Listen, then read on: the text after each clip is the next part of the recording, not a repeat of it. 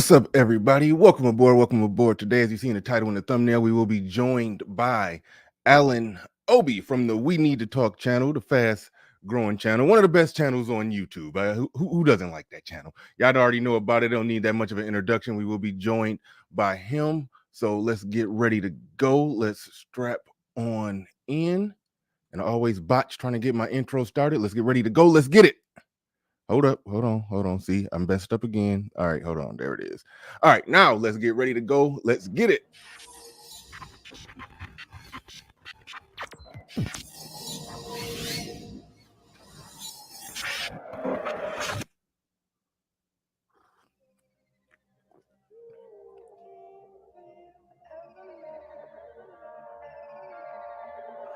Peace, folks. This is X from TPOT Media. Open your mind and wake your black ass up. You know what time it is. Hit that damn like button as you make your way in the door. Grab a seat, settle in, get ready. It's the Grown Man Hour with your host, my man, Bernard Riley.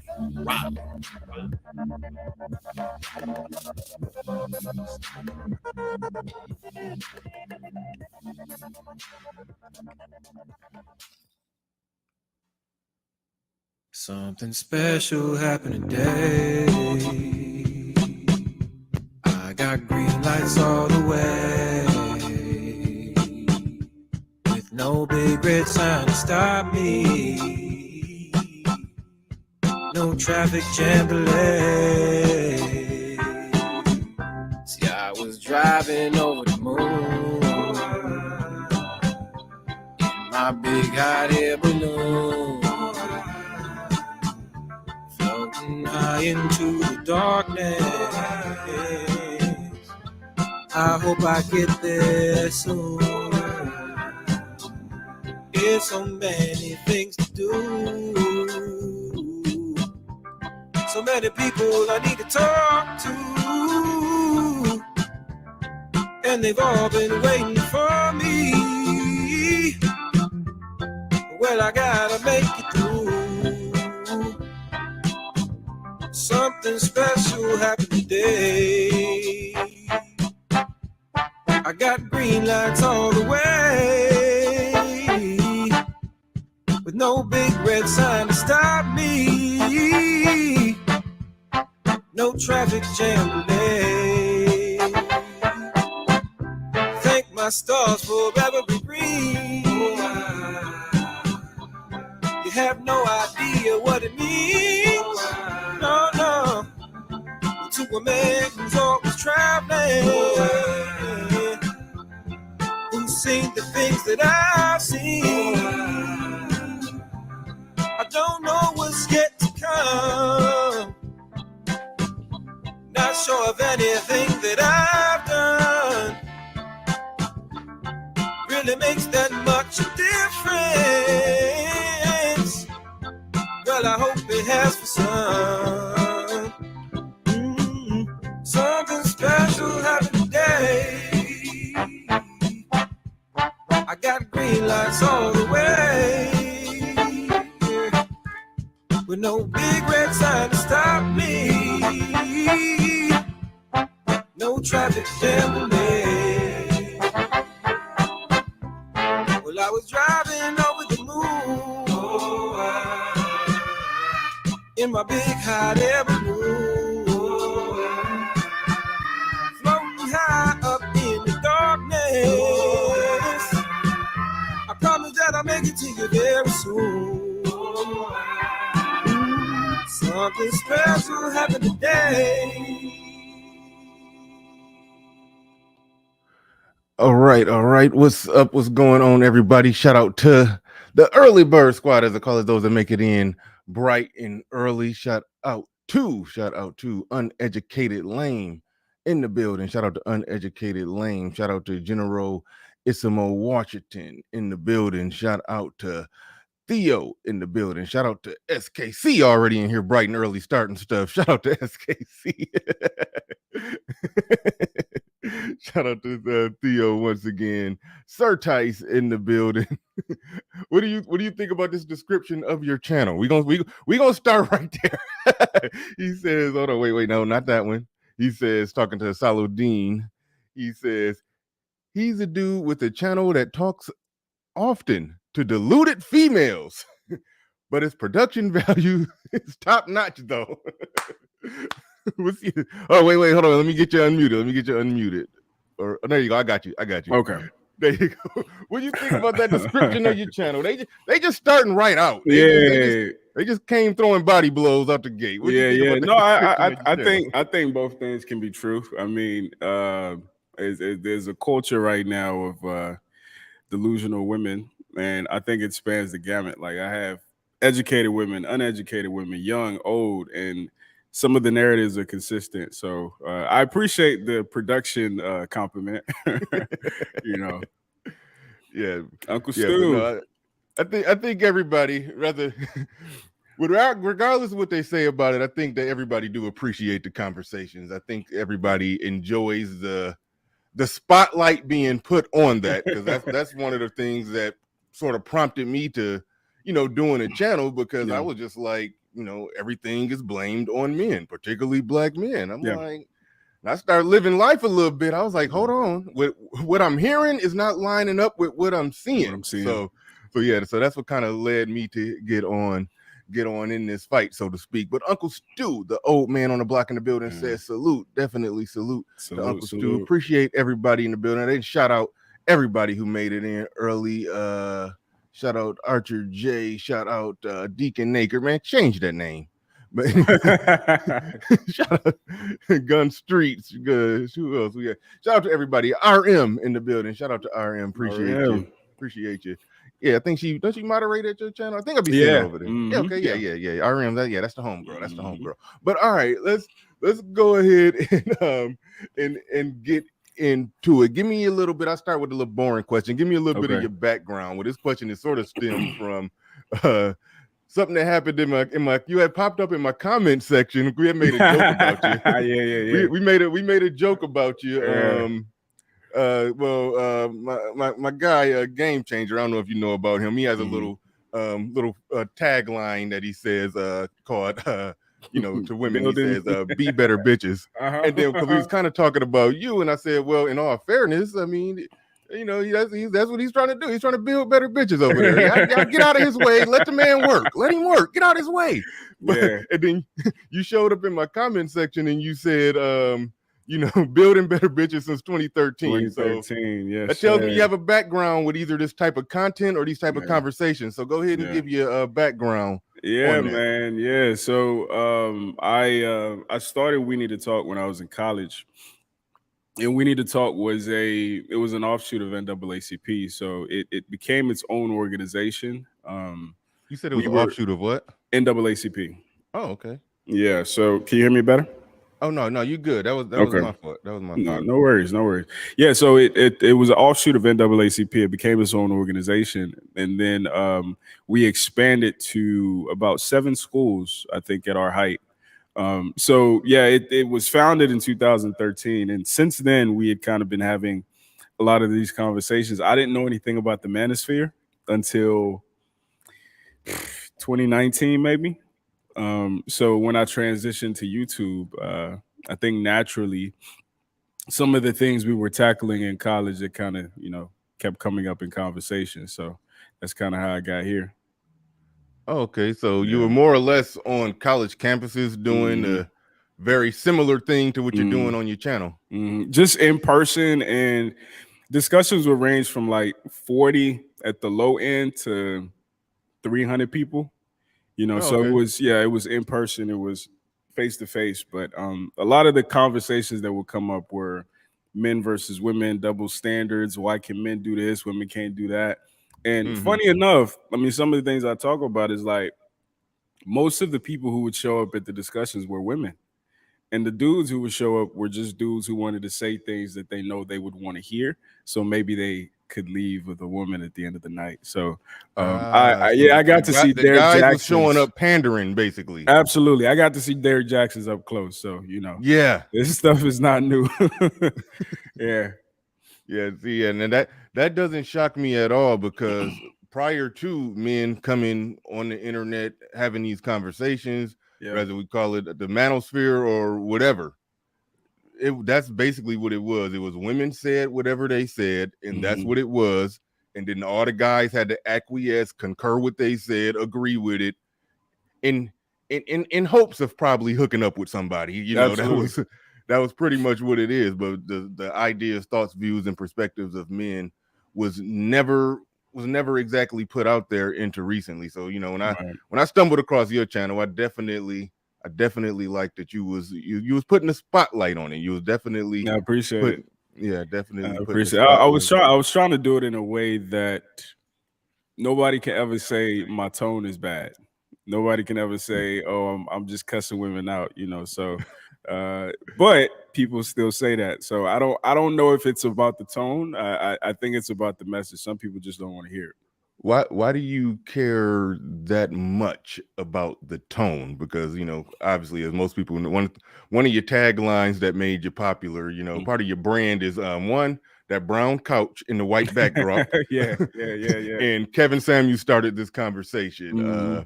Kevin Samuels ain't give a damn about no tone. Yeah, that's right. So why do you put an emphasis on that? Why do you care as much about the tone of it all? So it's two things. Number one, I think in today's world, when people don't want to hear a message, they'll find a reason to dismiss it. So I wanted to take away every reason, right? Some people are going to receive what Kevin Samuels is saying. Some people, they're going to use the excuse that his tone is bad. So I'm going to say the same things because they're common sense things. So these aren't Manosphere talking points. It just makes sense. And I'm going to put it in a way that you can't say the tone is bad. Now, with all that being said, people still are critical. Women still don't want to hear what I'm saying, which I think raises a more interesting conversation of like, why are we so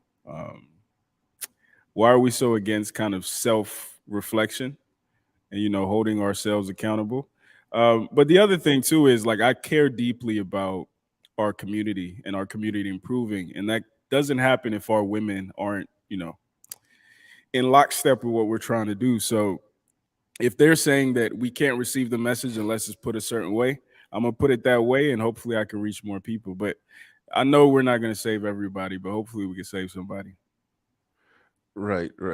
Don't be careful. Don't use that saving somebody, saving yourself term. We Let's do it. I didn't bring you here for that fight or that ambush, but if you walk into it now, they gonna come out in the chat room. Hey, listen, I'm ready, man. I'm ready.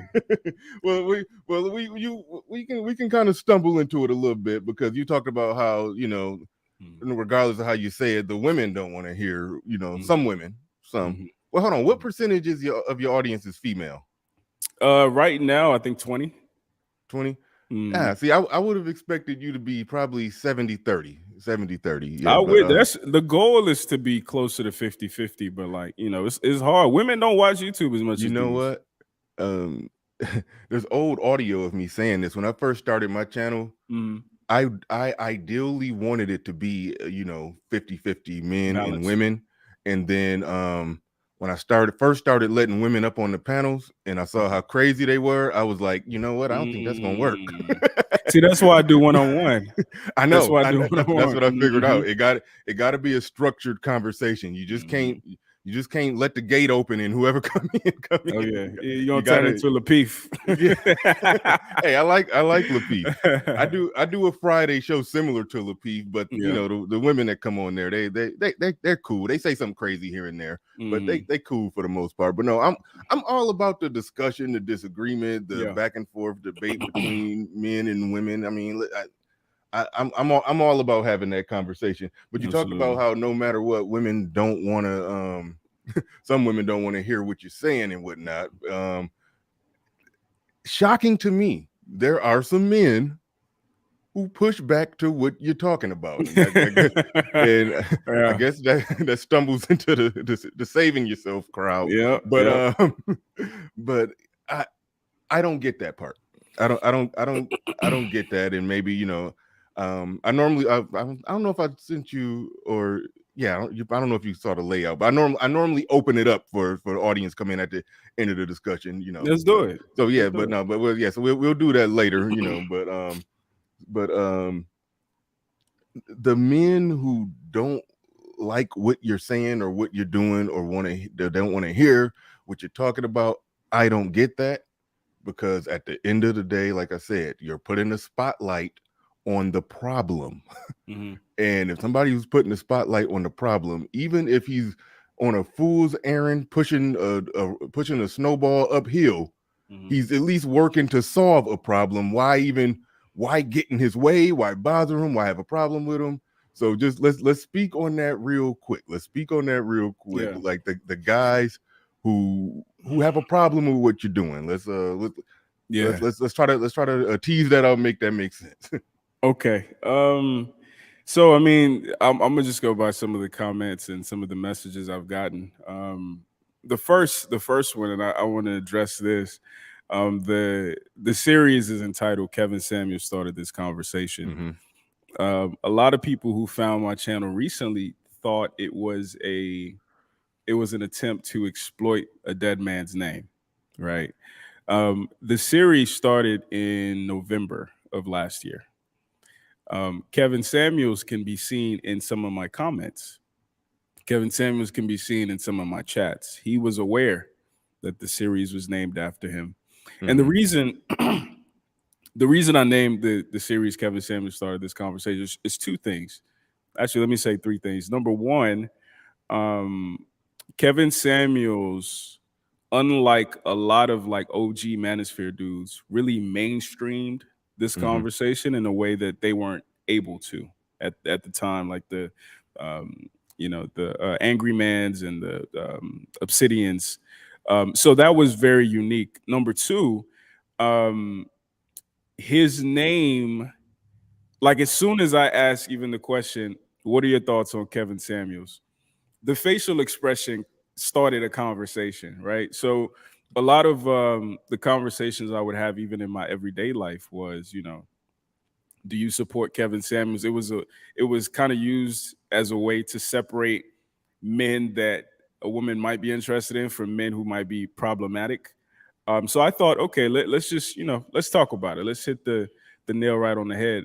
The third reason is, you know, SEO analytics. You know, SEO. Of course. You know, the search engine likes the name Kevin Samuels. Now, it's not as easy as simply putting Kevin Samuels in your title and you're going to blow up. You also have to be quality. So I had a background in production work in marketing. So I kind of just combined everything. And that's what we have now. So people thought I was exploiting his name. People thought I was being too soft on the women. Like one dude actually sent me a voice note. He was like, yo, I need you to turn up the heat on these women. And I've been trying to get, you know, the point across that, you know, I'm trying to, what's the saying? You can catch more flies with honey than you can with vinegar. I'm actually trying to help them. I'm actually trying to get through to them. So I'm going to do it in a way that I feel like is going to be the most effective and the most efficient. So, which is why I take the tone that I have. The other reason why certain dudes are criticizing me is because I am a Pan-Africanist. I am Afrocentric. I am somebody who is community first. And some men are actually using my content as an example of you're doing a unknowingly doing a SYSBM infomercial. Exactly. Yeah, And that's what they say. They're like, you know, this is why. And I'm like, okay, I see what you're saying and I get it. But if you're not really interested in repairing this problem, if you're not interested in exploiting this unique time that we're in, you know, you could save yourself in peace. But my content isn't for you. I don't know if you're looking at like validation porn. I don't know if that's what you're looking for. But yeah, so that's kind of the beef that I'm getting from men. Yeah, it was a comment earlier before the show even started. Yeah. From somebody that I'm cool with. One of my guys, you know, he I deleted it because it was kind of I hadn't even spoken to you yet because my I don't even know what the job title is, but the person that booked the interviews for me had spoke to you. I hadn't even spoken to you. I didn't want you to think you was walking into an ambush. But now I want to listen, find. I'm ready. Now that we here, I want to find that comment. Now I can't find it. Let's but it was thrown out there that you have discussions about SYSBM without actually inviting them to the conversation. I don't know how accurate that is, but that's a criticism that's floated out there. Like, is that like a thing? Like, I mean, it's clearly some kind of some kind of beef going on, but did you participate in that aspect of it or no? So I'm trying to remember when was the first time as far as the SYSBM. So I've had SYSBM in my title sometimes when I asked women that I interviewed about SYSBM, So my message to them has been, if our women don't get their stuff together, a lot of our best and brightest men are taking their business elsewhere. They're going to Asia, they're going to South America, they're going to Africa. And I've been kind of using it as a warning for women to be like, okay, when y'all hit 40, 50, late to mid 30s, like these men that you actually want aren't going to be here.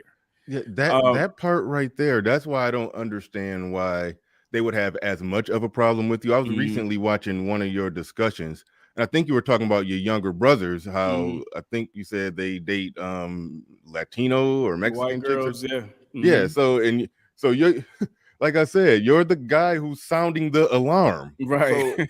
So that's how I look at it. Like, in your own way, you're kind of working for them. You're letting the product know that it's kind of a bad product, and this is why there are buyers going to different markets. Absolutely. So that's why I always say that when it's all said and done, if somebody is speaking up for Black men and they're speaking against the nonsense that comes from women, or in this case comes from Black women, that's why I say we all technically on the same team, even though you probably wouldn't look at it that way, because I know you probably draw a harder line once they once they hop the fence. Like, you gone, yeah. You burn the bridge. Then I don't burn that bridge, because Well, I will say this. I wouldn't say it's that harsh a line, because I've heard stories of dudes even come back. Like, they came back. It was a dude on a panel I did recently. He was in the military, and he was married twice, actually, outside the country. And he came back, he found a Black woman. He said he couldn't be happier. Right. So, but my whole criticism has been, I think it started after I did my first live stream. And my first live stream was a conversation with a divester. So me and her had a 4.5 hour conversation. And when after that, and I started having conversations with SYSBM dudes, or I would see their videos, or I would see their comments, I was like, y'all sound kind of similar. And I know you don't realize it, and I know there's a difference, but some of the things that SYSBM men say is very similar to some of the things the divestors say, right? Now, I know divestors are a lot more extreme, a lot more nonsensical, and I will say that publicly, but my thing is, as a man, if you're done, be done. If you're not done and you're interested in, okay, I'm gonna just go do this until our women get their stuff together, but I'm still gonna be in the community. I'm still gonna be helping out. I'm still gonna be, pouring into the Black, some people say community, Blackistan, as opposed to this idea that a lot of SYSBM men have, that the community's dead, is done. It's a waste of time. There is no community. If you're saying that, then, leave the people who still believe in it to do the work. But if you just want to be a pessimist and you just want to be a Debbie Downer, I don't understand why you're wasting your breath. That's kind of been my position. All right. Sir Tice in the building with a $10 super chat. Do appreciate you coming on through on the super chat, and appreciate everybody who supports the stream. He says, couple questions. What does the bruh do to have such patience with his often contradictory and obtuse guests? So you can answer that one, then we'll go to the next one. Yeah. Honestly, it's a combination of life. because I have two sisters. I have a daughter, her mom. I've had women in my life. I wasn't always this. I'm like my baseline. I'm not a patient dude. Like that's what a lot of people don't realize. But the other thing that helps me, I'm also a documentary filmmaker, so I approach it as an archaeologist. So I'm just really trying to get information. I'm really trying to get to the bottom of things. So I remove myself because if I kept myself in the conversation, it wouldn't be productive. So that's kind of what I've been doing, and that's kind of what I've been trying to model for men as well. Yeah. And he also says, where does he find these loonies? LOL. IG, Craigslist, mental ward, local hospital. So the thing about that, and it's first of all, none of these women are loonies. Some of these women are women I know personally. Um, the thing I think is telling about why it seems that way um, is because a lot of these things that we talk about and we complain about are deeply ingrained into our culture.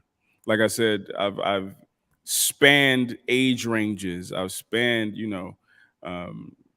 some women are married, some women are engaged, some women are single, some women have boyfriends that I've interviewed. And unfortunately, a lot of these talking points are consistent. And these are everyday women. These are not OnlyFans models. These are not IG models. These are everyday women. So I think it really speaks to how deep a lot of these issues are. But yeah, I wish it was as simple as these were just loonies. But no, these are everyday women. Right. I saw something. I saw something in the chat room, and this is okay. I shouldn't even bother with this one because and shout out to Archer. Shout out to Archer.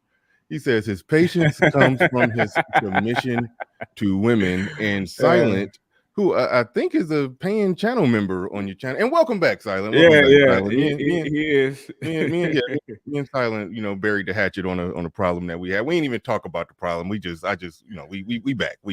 Yeah. So, but he says, Archer, as long as you're willing to capitulate, all will be well. Now, listen, this is where I'm at with it, and this is what I don't understand. This is where I think people do straw man you or just try to paint a picture. Yeah. I don't hear I hear what we call around here a lot of hopium. Like you going off that hopium, you hope and wish and want things to be better, but I don't hear capitulation.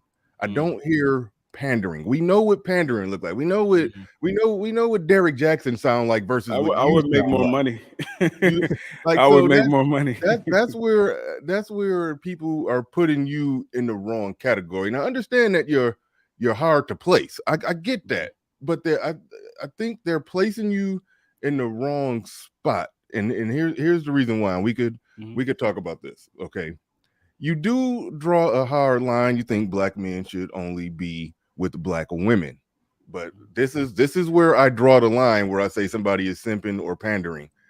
If they're saying a black man should only be with black women, but they also have an understanding that this product is needs some work. Facts. Are you advocating for men to accept the current bad deal that they would get out on that market with that product? Absolutely not. And I've said this multiple times. I do not settle for BS. I do not encourage men to settle for BS.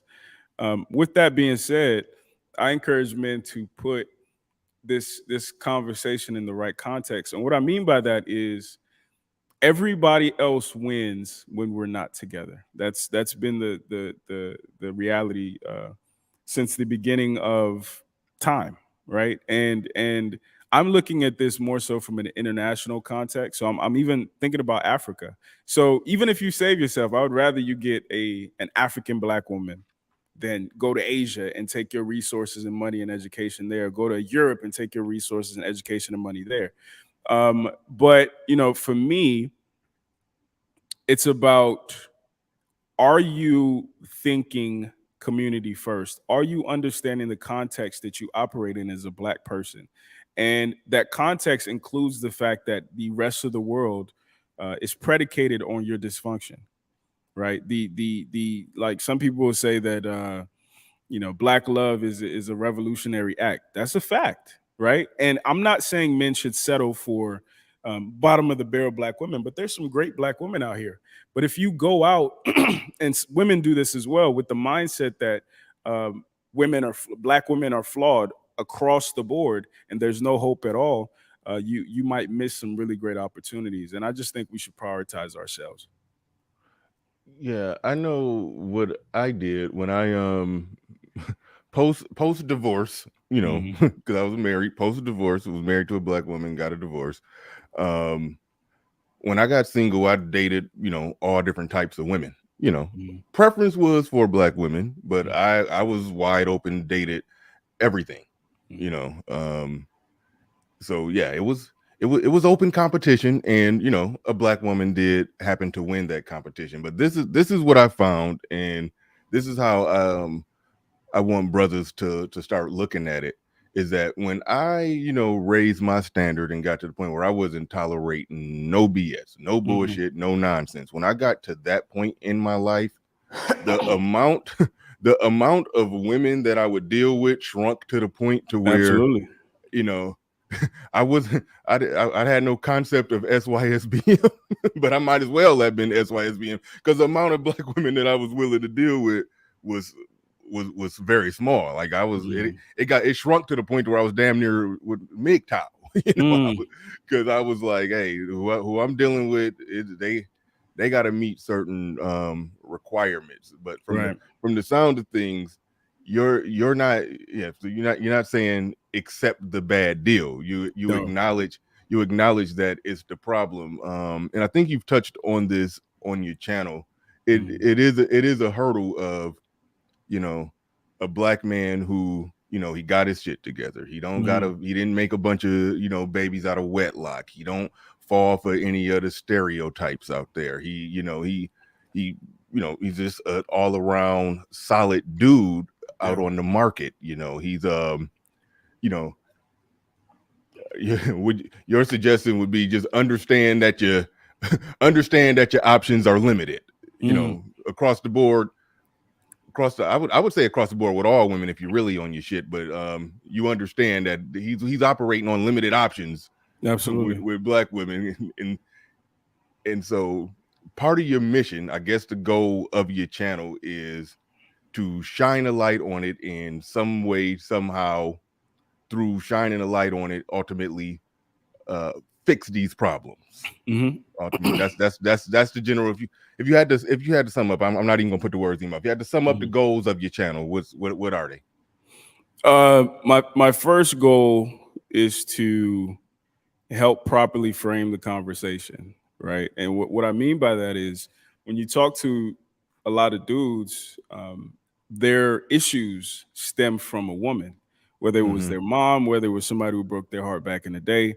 It stems from a woman. When you speak to women, a lot of their issues stem from a man, whether it was an absent father, an abusive uncle, whether it was a man who broke their heart back in the day. So I want to help properly frame the conversation from an historical context, looking at you know uh, uh, you know uh, slavery and Reconstruction and COINTELPRO and everything that happened to make sure that our community and our relationships were kept dysfunctional, and how that fuels the school to prison pipeline.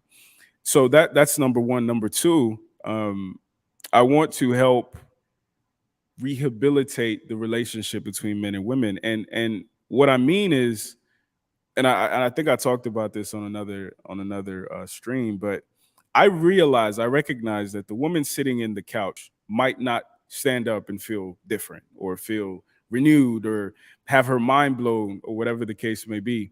But I want to provide other women, that 20% that's currently viewing, an opportunity to observe themselves from a safe distance, right? Mm-hmm. So I've had women message me and say, I didn't realize that's how I sounded. I didn't realize that, those are my talking points until I saw somebody else say it. Then I realized it doesn't make sense. Then I realized how problematic it was. So my goal, bigger picture, is to help people better see themselves. And then, I wanted to also serve as a library of Black perspectives. So you can go watch videos about how do Black women feel about polygamy? You watch 10 different Black women talk about it, or Black men talk about it. But it'll be kind of a cultural reference point. Deacon Naker in the building says, keep spending money on the community lottery. I have no idea what you're talking about, Deacon Naker, but thank you for the super chat. Do appreciate that. JC the Conqueror said, SYSBN men still date Black women, just not the American Black woman. Yeah, I mean, Allen alluded to that when you said you'd rather them go overseas and get with a Black woman. So yeah, let's see what else we're about to get into. Got a number of things on the table. Let's talk about on my channel we let Black women have it over here. I'm not the roughest or the harshest, but we let them we let them have it over here. We do. But let's talk about the difference in in Black men and Black women in this sense, publicly critiquing each other, criticizing each other, on YouTube on a public platform, and the difference between, doing it out of love versus doing it out of spite. Because there's some people who, some people are the Joker in the Dark Knight. They just like to watch the world burn. Right. But some people, you obviously on this spectrum, and I'm on this spectrum too. I do want to see things get better. I'm not in the business of, putting the ball and chain on a Black man's foot and saying, no, you must deal with this Black woman. You must take her as she is. I will never, ever, ever be in that camp. But I do want to see the problems get fixed. It's better overall for everything. We talk about the problems that Black men have. A big part of the problem is Black men are not raising the Black boys, and the big part of the reason Black men are not raising the Black boys because the Black man and the Black woman can't sit in the room for 5 minutes without trying to kill each other. So they end up separating, and the woman by law take the kids over there with her, and the Black man is over there, and then she mess up the kids raising them by herself, and then the process repeats. So I would like to see that fixed, because as long as that's not fixed, Black people as a whole, we're going to be looking like the dysfunctional or the retarded kid in the country. That like we got. So it does have to get fixed if we want to see better outcomes for Black men. So I will stand on that, and that's where a lot of my critique and criticism and everything comes from. But let's talk about that difference between doing it out of love versus doing it out of hate or spite. What's your thoughts on that? I think this is a unique time in history. I think recently, and I think because of a Kevin Samuels. Hold on, real quick. I'm so sorry to interrupt. JC the Conqueror. I know what you're referencing right to that. I'm sorry, that's not a compliment. I was watching Angry Man last night. That's not a compliment, but but I just had to acknowledge the brilliance of I'm doing a Jedi mind trick. No. It's a long story, but I just had to push pause to shout out to the brilliance of Angry Man on his breakdown of Sith and Jedis last night. I think it's still up. But anyway, go ahead. Yeah, no, wait. What I was gonna say is this is one of the very first times in history where Black men have a megaphone, and we're able to air our grievances, and we're able to control our own narrative as opposed to our narrative being controlled for us. And I think the reason that's important is because I think that's part of the reason why there's a lot of anger, because this is the caterpillar stage. A lot of men are just like stretching their legs, and they're like, I'm ready to say everything I got to say. But at some point we need to become more productive with what is our North Star? What is our ultimate goal? And for me, the North Star is repairing the community. For me, the North Star is joining, Black men and Black women in productive union. And that doesn't always even mean marriage. That just means productive union, right? So where they can be on the same page for the sake of kids and the whole, because I know relationships don't always, mine didn't work out, right? So, and again, that is because the entire world, and I think this is the part that's understated, the entire world is predicated on our dysfunction. So there is no outrunning this. And what's unique about the United States is ground zero. Like, there's stories of even Nigerians like myself going back home, marrying a woman from the village, bringing her to the United States. She becomes a nurse. She starts getting money. She starts getting indoctrinated into this culture, and she becomes worse than the African American women here that they complain about. So what I've been kind of saying, you cannot outrun this. And then also, you know, was it Bob Marley who was like, why is it that everywhere in the world black people suffer the most, or something like that? Like, we are looked down upon internationally, and as much as it saddens me that you can go to Thailand, you can go to other countries, and it's the first time where women treat you like a man. But generally, like from a macro standpoint, as far as the country is concerned, the culture is concerned, the that part of the world is concerned, you're still a second-class citizen. And that only starts with African sovereignty. That only starts with Africans doing for Africans and creating our own self-image that's productive and that's respectable. So that's my North Star. And for other people who are trying to find personal happiness, that's cool. But, you know, I think my life is bigger than just me being happy. All right. Let's talk about some people, you know, taking shots about the Nigerian thing. How long you been here? How long you been here? I got here when I was 8. I'm 29. So what's that? 21 years. Okay. Yeah. So you were basically living here, you know, as pretty much grew up here. as a Black American, and then you went overseas, got a wife. So you went SYSBM. Okay, good. Oh no, that wasn't me. That was an example. No, that wasn't me. That was just an example. Oh, I thought you were saying for real. You went over to Nigeria. No. I know some Nigerian men who've done that. Oh, okay. That's not my ministry. Yeah, I was gonna clown you. No. I've been here this whole time, man. Okay, cool. So yeah, you've been here. You've been here since you were 8 years old. Okay, cool. Now, I do look at that. I mean, people have their different views about, you know, I forget all the names, ADOS, FBA, all of that. I don't do all that until somebody say some stupid shit, and then I'll I'll retaliate. But typically, if you're here, you're Black, and you're saying something that makes sense, especially if you've been here since you was a kid. I tend to look at it like you're a part of this. Now, if you're fresh off the boat and over here popping, talking shit, then that's a different thing. That's a different thing. But all right, cool. Give me a second. Let's talk about and we kind of already alluded to this, and it was something that was shared in the community tab by Courtney Michelle, who, you know, I honestly don't know that much about her. She's the GOAT. She's the GOAT. Really? Courtney is solid. Yes. She came on my show one time, but we weren't even having a normal conversation. It was just a panel. We was talking about religion and some other stuff. But I don't know that much about her. I hear some critiques. Sometimes when I hear her in sound bites, she might say something that makes sense. She may say something that I side eye a little bit, but I really can't vouch for her. But I did see something pop up in her community tab where she said, and you shared it. Actually, I saw it because you shared it. I don't even know exactly if I'm subscribed. So I saw it when you shared it. I don't know if I'm subscribed to her. I'm subscribed to you. I saw it when you shared it.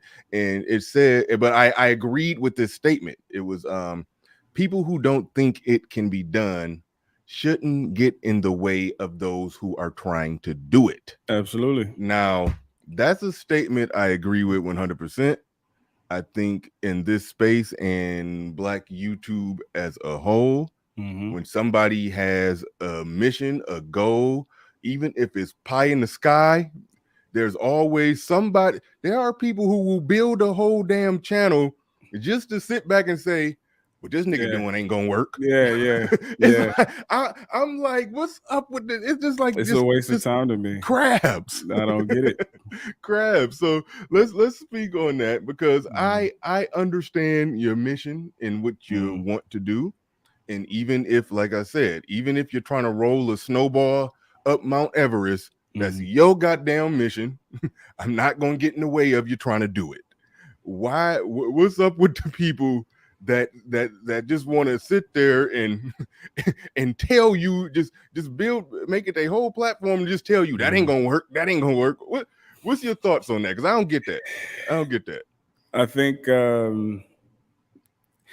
it's a human thing, if I'm being honest with you, man. I think if you were unsuccessful doing something and you see somebody else come along, somebody who's in some way, shape, or form reminiscent of you, you kind of look at them as like, who do you think you are? I didn't make the NBA, so how the hell you gonna make the NBA, right? We're the same height, you know what I'm saying? This, and that. So I think number one, it's an ignorance of who the person trying to do it is and what they're capable of. And then I think it's kind of self-preservation. I don't want to admit defeat. I don't want to admit that I was incapable of doing something. So it's easier for me to believe that nobody is, or especially not you. So I think it's just a way to, preserve somebody's ego. Okay, Jackie Jack in the building with a good question. I never know what to do with this question. I never know what to do with it. But whenever somebody asks me to put a number on it, I can't. I don't know. But I'll try. But you got to do it. You're the special guest. You got to give us a hard number. What percentage of American Black women are wife material? So first of all, I think the reason the question is tough is because I knew whatever you said, the first thing you was going to say wasn't going to be a number. Yeah. Well, so it depends on, number one, what's your definition of wife material? Like, I see your name's Jackie. So I don't know if maybe your definition might be different from a man. It might be different from an African. It might be, so that's first. And then number two, like, capable of wife material, or like currently, today, right now, 2022 wife material. I think those are two different things. If I had to say today, currently, right now, wife material, American Black women, I would say like 20%. That's not a bad number. Some of the most harsh critics I've heard have put it at 10. So for you to put it at 20, you're not reaching too far. And the only reason I would say 20 is because at the core of any kind of progression is a willingness to listen. And even in my interviews, I found that like 20% are actually willing to, you could even say capable of, earnestly listening. And I think that's the foundation. So I think that kind of dictates whether or not you have the material. So I would say 20%.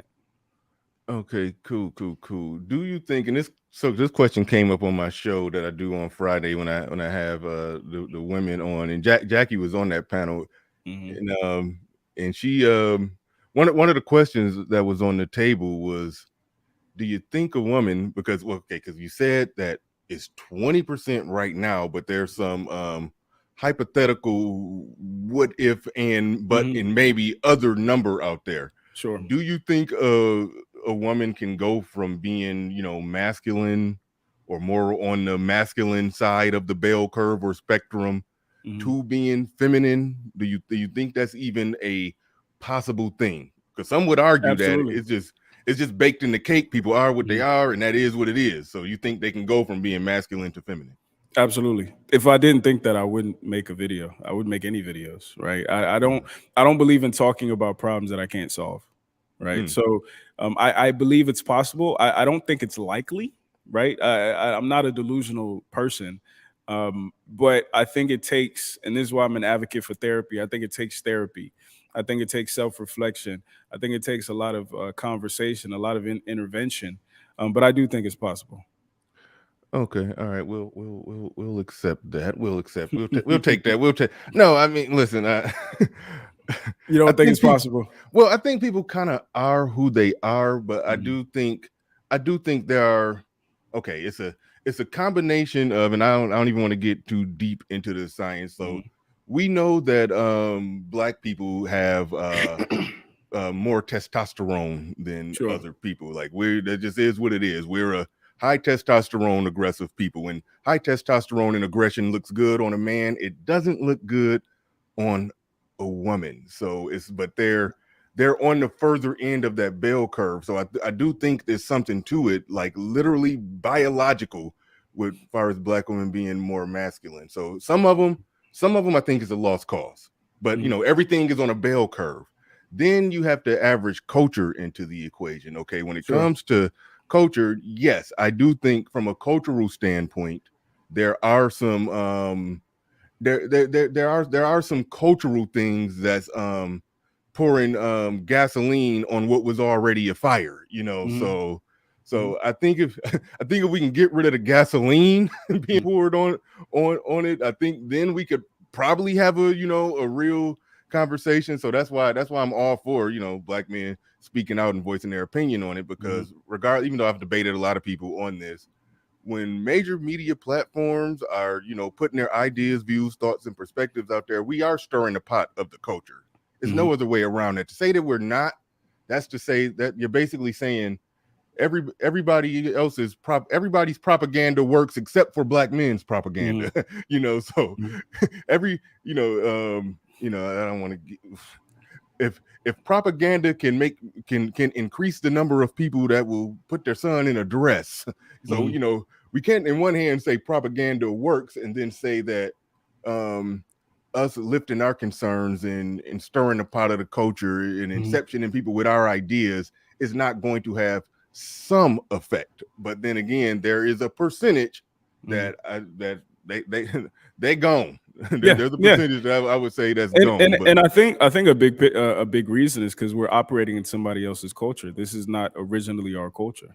But what would our culture look like, though? See, that's the thing. Well, it depends, right? Because when you look at even the foundation of African American culture, a lot of it was inspired by trauma. Like, we can't divorce ourselves from that. It was a side culture in another man's land inspired by trauma. And, you know, to African Americans' credit, you guys have been more productive than Black people anywhere else in the world with that trauma. And I'm very careful to speak on that. But it is like when we talk about soul food, a lot of that food were the throwaways of the house. Like, we have to put things in proper context. And we're living in another man's house, another man's climate, right? So all those things affect how we operate. So I'm not necessarily saying, you know, Black people all over the world need to go back to Africa, but there should be a reconnection, because there was a time where we had productive relationships. There was a time where Black men and Black women were together, and Black men were in a position of leadership and authority, and Black women understood that we can do that, right? And we even did that here after slavery, after the Civil War. That part is true.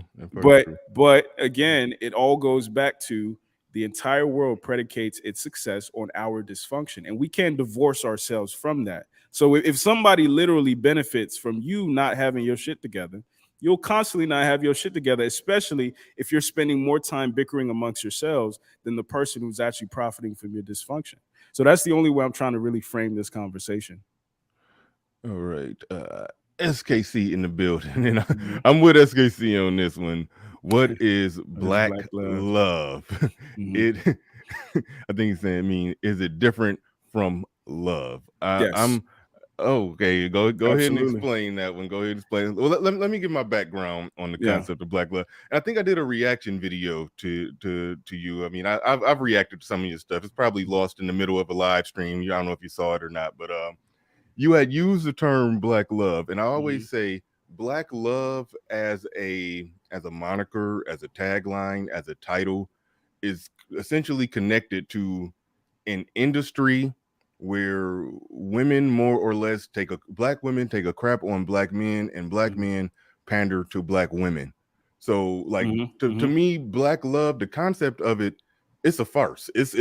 I don't know what to do with it. I understand that you want to see Black men and Black women get back together and work out the problems and all of that. And I would like to see that too, but I hesitate to even call it Black love, because when you call it Black love, that then, you know, it sounds like you're dipping your toe in Simpville, because everybody who uses the title Black love, again, is either women taking a crap on men and they're perfect and they can do no wrong, and they're blaming men for all the problems, and men says and men basically saying, you know, yep, she's right. Yep. You know, so that's why when I hear black love, I just want to ball it up, throw it away. I ain't know.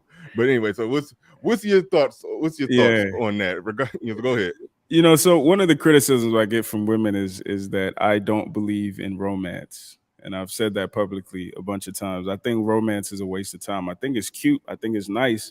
But when I talk about love, I'm not talking about romantic love. I'm not talking about the aesthetic. I'm not talking about relationship goals. I'm talking about unity. Okay. Right. And again, when I backtrack and when I zoom out to the more international perspective, more historical perspective, when we look at, for instance, the Berlin Conference, European powers met to literally divvy up Africa into bite-sized chunks so they can more easily exploit Africa, right? So when I'm talking about Black love, I'm talking about Black countries loving each other, Black communities loving each other. And at the core of that is Black family. And at the core of that is Black women loving each other. So I'm talking about the responsibility part of love. I'm talking about the duty part of love. I'm not talking about the simp stuff. I'm not talking about, oh, he buy me flowers every Tuesday. I could give a fuck about any of that stuff.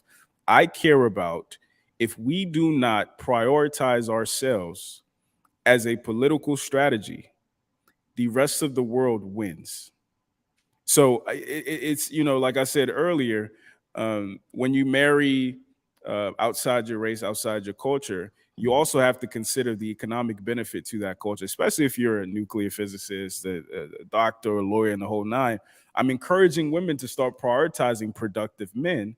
But at the same time, productive men have to understand that we need to prioritize spending money with our community. We have to prioritize our community's interests, or nothing else that we're lobbying for, marching for is going to matter. So when I talk about Black love, I'm talking about Black unity and Black prioritization. Yeah, I've mentioned this before, and BGS did a whole response video, damn near a mini series on me. What I said, I don't talk about Black love. I talk about Black patriarchy in the end. But he broke down what's wrong with the concept of that, and I understood what he was saying. But what I was talking about was more so just some pseudo patriarchy from household to household. A Black man, if a Black man is running his household and running his shit, and the woman is on board and following his lead, the link is coming soon, GC. The link is coming soon, GC. If a Black man is on his shit and that woman is on board and following his lead, and she's submitting to his will and bending to his will, and not the other way around, he ain't under her thumb, she's underneath him. She's like, that's what I advocate for. I advocate for men, on an individual basis, because I do believe in this country that's kind of I don't even want to get into that. That's a whole nother subject. I mean, I look at it from the perspective that, look, we in a free country and everything is is freedom of association in how you live. People can live however they want to live. I advocate for Black men to draw a hard line that they will live a certain way. And if we get as many Black men on possible, as many Black men on possible, as many Black men as possible on board with that, then that will change things. It's almost like the whole concept, and BGS talked about this too. You change the men, you ultimately change the environment. The women will either have to conform to that, or they'll have to just go their own way. So I agree. I agree with that. So that's more or less where I'm at with that. But we'll go ahead and I'll read the super chat, and I'll open the link. I'll put the link in the chat. You may have to face the firing squad. Let's see what happens. I like that you like. Let's do it. Listen, I did this in real life. This is light work. Okay, cool. I like it. I like that. All right, Mari's in the building. He says your rights end when everybody else begins. This is YouTube. You want exclusivity to build a newsletter. This is a public platform. Being an immigrant, I wonder if he will talk to Jason Black and Nasheed. You can respond to that one. I would love to talk to them. I'm open to talk to anybody who's interested in our community, our community's progress. Right on. What about the first part? I think I see what he's trying to say in the first part. He says your rights end when everybody else begin. Wait, hold on. Like, this is YouTube. Right. You want exclusivity to build to build a newsletter. This is a public platform. platform. I think he's referring to you telling certain people that, hey, if you've saved yourself or if you're already, you're out, be out. Are you? I mean, what's your thoughts on that? It sounds like they're trying to say that you're policing what other people can do and what other people could say. No, listen, that's what's interesting. I don't want to police anybody. That's not my ministry. Shout out to Nathan Daly. That was his profession. But for me, it's about. I don't believe. Maybe it's just my background. Maybe it's just my experience. But I don't believe talking about something you don't believe in is a worthwhile pursuit. I don't believe in talking for the sake of talking. I believe in transformative conversation. So for people, whether it's black men or black women who consider themselves done, and that's what's funny, right? Like black women call it Blackistan, the Save Yourself men call it the Community. When you read their bylaws, it's eerily similar. When you listen to some of their talking points, it's eerily similar, but they can't see any similarities. So I'm just saying, okay, if this isn't what you're on board with, if this isn't your ministry, if you're done, be done. That's it. So, but if you decide to keep watching the content, cool. Comment. I won't read it, but I just believe in talking for the sake of transformation, not just to hear yourself speak. I'll give my thoughts on that before we go to SKC. I think Save Yourself Black Man. I don't know if they admit this, but a big part of what they're trying to save, they're it's a recruitment effort. I don't. SKC can respond to that. I do believe that a big part of it is, well, one of the divestment chicks. I heard them say that. Somebody said, "Y'all are not divested. Y'all are invested because y'all keep talking about black men all day." But hold on. But she did give a good response, and she was honest.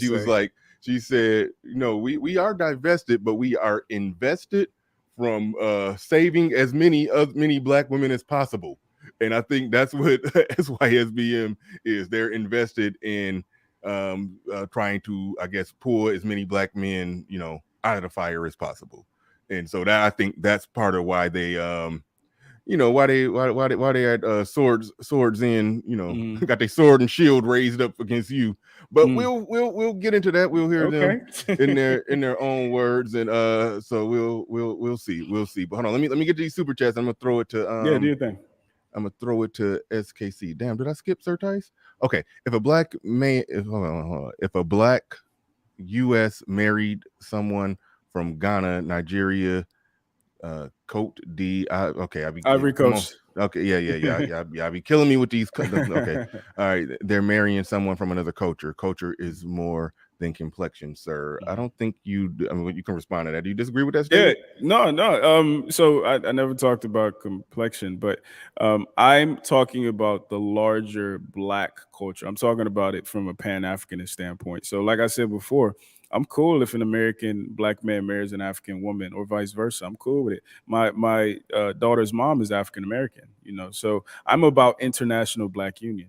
I'm about international black people prioritizing black people. So if you find happiness with an African woman, I'm cool with that. But again, it's bigger than that, and it's a bigger conversation, especially considering the fact that the culture could still poison her if she finds her way to the West. So we have to. This is ground zero, is what I tell people, and we have to be careful with that. Okay, Body Thug in the building says it's upon black men to rebuild the black community, which include women from other cultures and countries. That's already been touched on. We're gonna move past that one. Thank you for that super chat. Appreciate that, Body Thug. I saw another one. I think I'm missing it. I'll come back to it. Oh, damn, Pablo, come back when you can. You know what, Archer? I'm gonna let you up today, Archer. I'm gonna let you up today. A story to tell in the building says wig towel. Would that be women going their own way? Yes. And I would argue, and I'm sure Game Changer would, that they've already enacted wig towel going their own way when they said they were strong, independent, didn't need no man, and and the conversations that Allen is having on his channel sort of shows that they went wig tile at some point. But Christian Hutchinson in the building says, so should Robert F. Smith be allowed to speak / impact Black people then? Okay, let's go ahead and answer that one. Go ahead. What's your thoughts on that? So is that the dude who gave all that money to Morehouse? Yes. He's doing the work. Right on. Man, I'm trying to get to the panel. Y'all now y'all want a super chat. Okay. Freeman's Journal in the building with the $20 super chat. Do appreciate Freeman's Journal. I think I've seen him over, bro. Oh, yeah, I've seen him on your channel too. That's the goat right there, man. Oh, yeah, no doubt. I met that brother in person twice. Oh, so yeah, good brother. He says, I like what Allen is doing. I need women to point out to my young relatives, don't be these broads. Support Black male media. Stop free riding. Okay, my bad. Free riding in the comments. If you want Black men to succeed, do it with your wallet first, Negroes. All right, cool. All right, let's go ahead and get into it. SKC, you came through bright and early before the show even started. You was already talking shit, man. What's up? What problem do you got with Allen Obi? Really, I'm not having a problem with him personally. I'm a steal from you, Bernard, in that a lot of times when you state it's about having the conversation of ideas, not some sort of attack upon the man. Okay.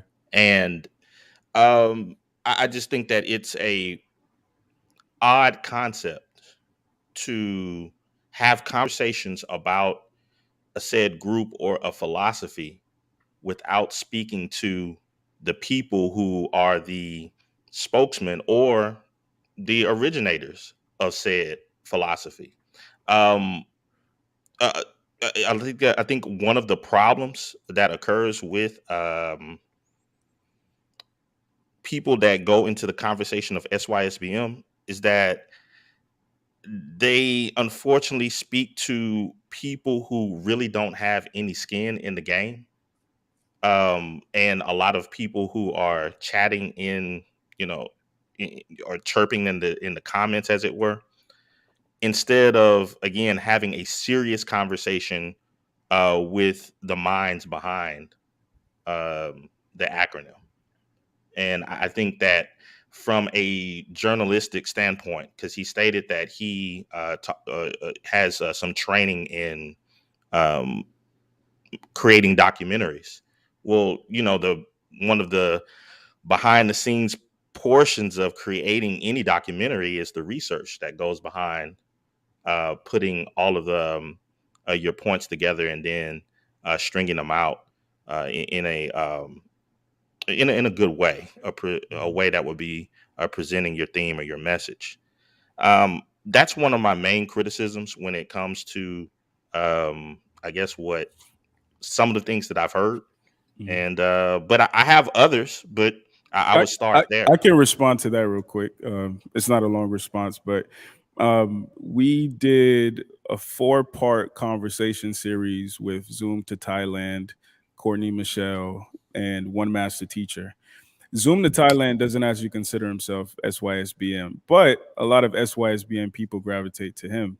One Master Teacher, I would say, considers himself one SYSBM. So we've had the conversations. I consumed a lot of Mad Bus Drivers content, and it was actually brought up during one of the conversations. We even reviewed live the 20 tenets of SYSBM, and I even made the point that at least 12 of those tenets sound like they could have been written by J. Edgar Hoover. So if you have somebody better that you think I would, I've even talked to, what's his name? I've talked to other people, but if you have other people that you feel like might be a better conversation, I'm open. Send them my way. Well, I'm here.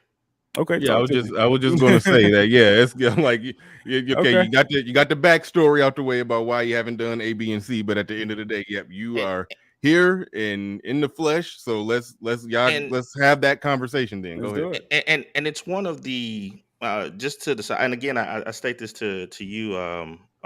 I guess it's Allen. Yeah, Allen.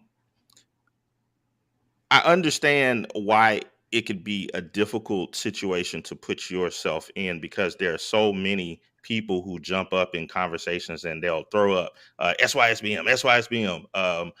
Bernard has stated in some time that he hates it when people will, a subject will come up and then a bunch of these guys will come up in the comments and they'll just start spamming SYSBM, SYSBM. They start throwing it up like a gang sign. They just Yeah, hop yeah, in the chat room. yeah. And what is untold is a lot of the, I would say, minds behind SYSBM as well have a problem with that as well. Mhm. So when you have people like, and it's no disrespect to them, when you have people like, let's say like BGS or um, Edward Anderson or others that they know of it, but they are not part of it to give so much input about said group, it just becomes a bit problematic because you're not hearing it from the horse's mouth. And I don't understand why, if you're going to have that conversation, why not just send an email and have the conversation flat out with the people who actually live it, wrote the material on it. I mean, I don't know if people don't even hold on, know now that you can SKC. go to you can go to SYSBM.org.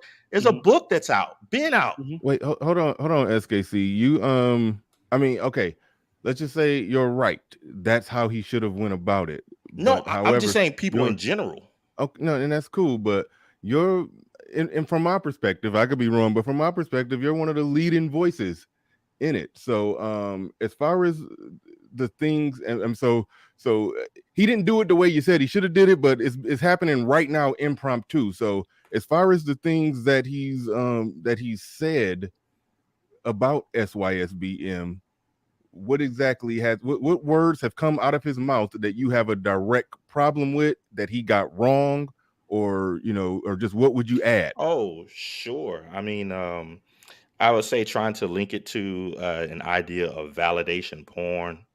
Um, I would say stating all of these similarities between quote unquote divestors in the group without going into the specifics of those similarities.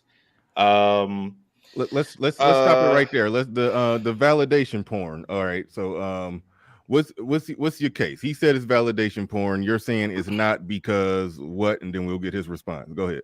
Sure. I would say it's similar to, for the people who love the comics, no one would say that Magneto's mission was to just destroy Xavier stuff. No, Magneto had his own existence of things of what he wanted to accomplish.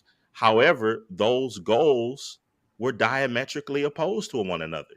So to say that a person is, oh, they only exist to tear down what this person is doing and such, no, it just, our goals differ. And at certain points, we come into conflict because of those different said goals. As a whole, I don't have any issue with what he's doing. He calls it a ministry. I don't have any issue with it.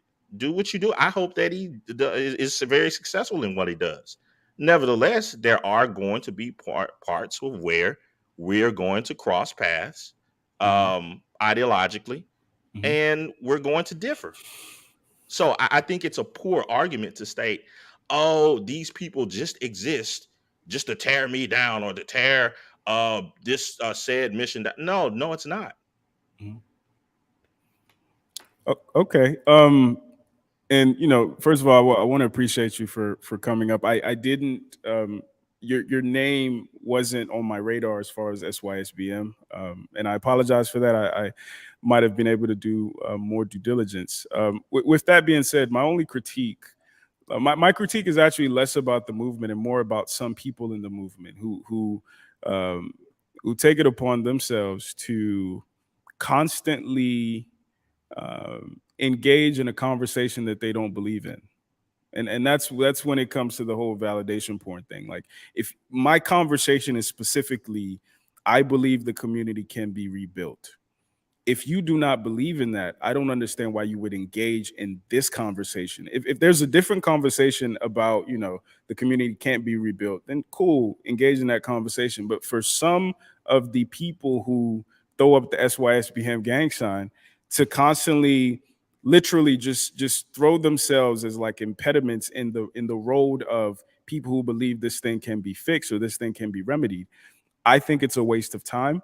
And I guess that's my question to you. What is the utility of the people in the comment section, or the people talking about how the community and Blackistan is beyond repairing? What is the utility of that conversation? I mean, that's a fair point. And just as you have issues with people that throw up that particular, as you stated, a gang sign, I have issue with it as well, because Okay. it's it's almost like a person learning just enough karate to get their butts kicked. Um, Okay. so so you have these people that like to attach themselves to something because they learned a little bit of it, and it goes along with some, I guess, some of the issues that they have Mm-hmm. with black women, and then they run with it without looking deeper into what is actually being stated. And that's problematic. I get that. But at the same time, I believe that it's fair to ascertain that you guys have that same issue, where there are some people who take the they don't take the fullness of your message Mm-hmm. and convey it as the way that you would. They nitpick little parts of it and then bastardize it in various ways, and where you would look back at it and say to people in the comments, no, that's not what we need to talk is about. Sure. Yeah.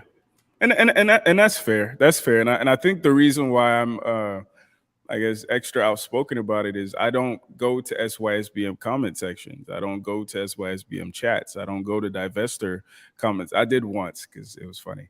But but typically, if I don't believe in somebody's ministry, I kind of leave it alone, But I guess everybody doesn't think like that, and that's kind of what I have an issue with. Yeah, and I will say this: just as I didn't know you, or you, and you didn't know me, um, because we hadn't crossed paths, because you would never see SKC or Mad Bus Driver or Kitagakade Jones or Sigma Jones in your comment section going ham. Mm-hmm. I mean, I don't do that here at Bernard's. I don't. Mm. It's right. It's like Yeah. no. We Yeah, have you be over here conversations trolling about. sometimes. You be trolling me, SKC. Don't front. Well, trolling, but just like he stated when he went over to the lighthearted though. diversity thing because it Yeah. was fun. We're having fun, but Yeah. on serious conversation, no, you've never come across any of those names in your comment. Right. That's true. But that's the group of the guys who are the spokesmen. Okay. So just as we would say to you, you know what? I had no issue with what we need to teach it. We need to talk is doing. He doesn't come over here, blah blah blah, saying, "Oh man, that's why it doesn't need to exist." Do the same thing to us.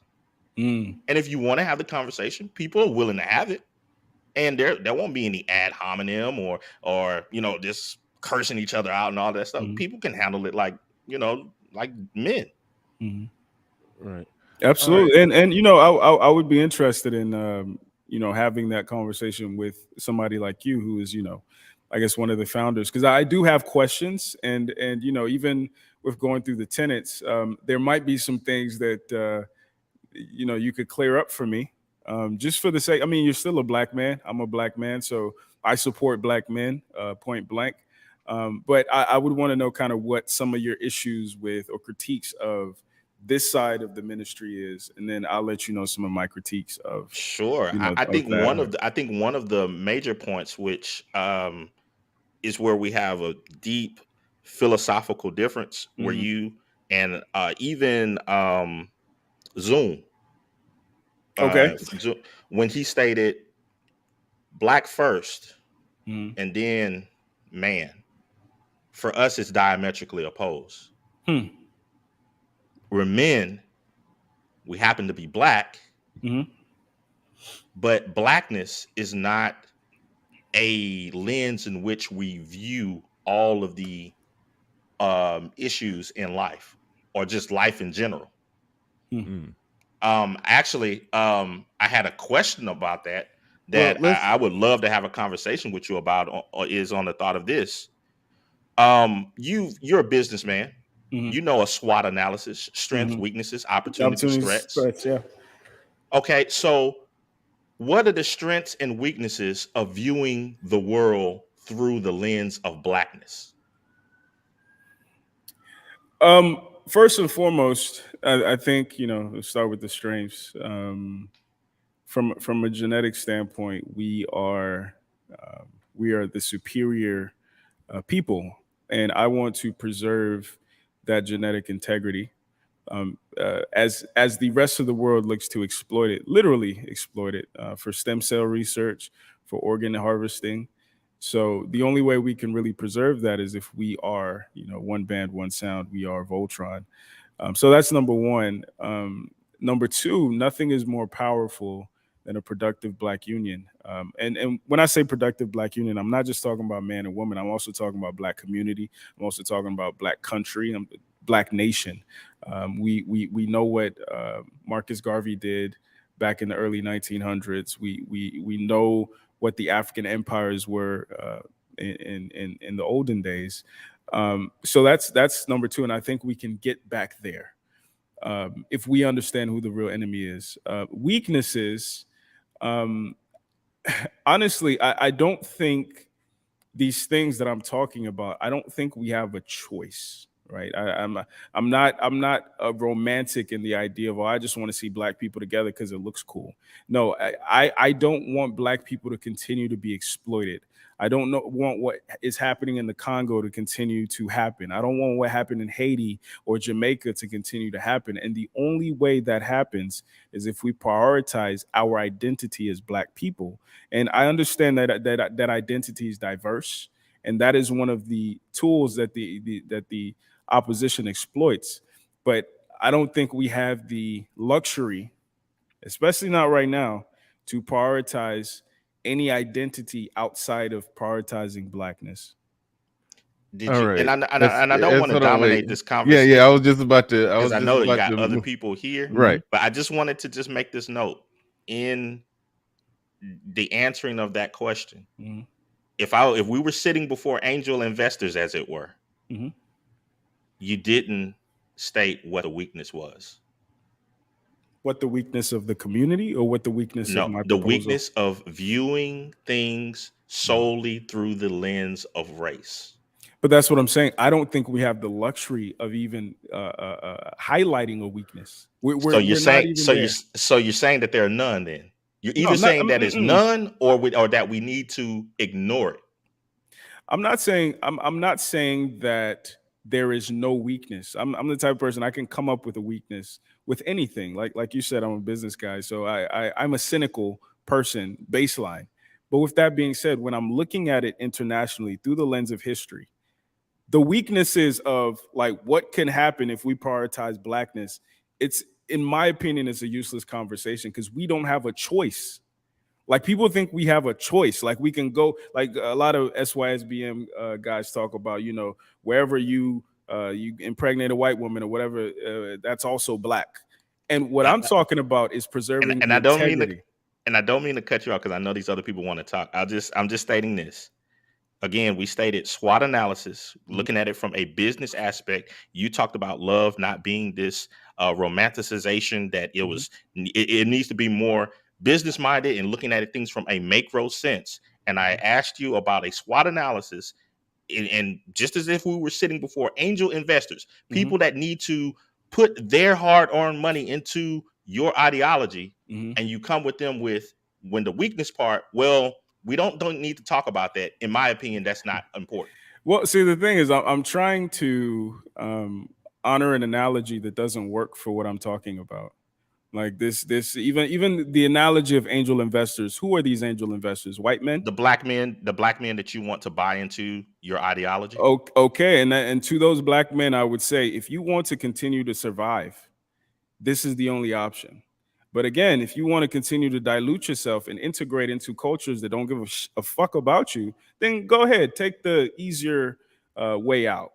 That's what I would say. If my angel the investors are black men, distinction is you mean survive as a group ongoing for generations into the future, because when you say if you want to survive, SKC, the individual man sitting there, he's going to survive the rest of his I'm talking about legacy. natural life. You're I'm talking about if legacy, you want yeah. the legacy to be black. He's saying, why does it need to be? And I guess that's the crux of our disagreement. We'll come back to that. That's a good conversation. I do want to get other people involved. So stay there, SKC. I'm holding you. How long? You don't got nowhere to go, SKC, do you? You free?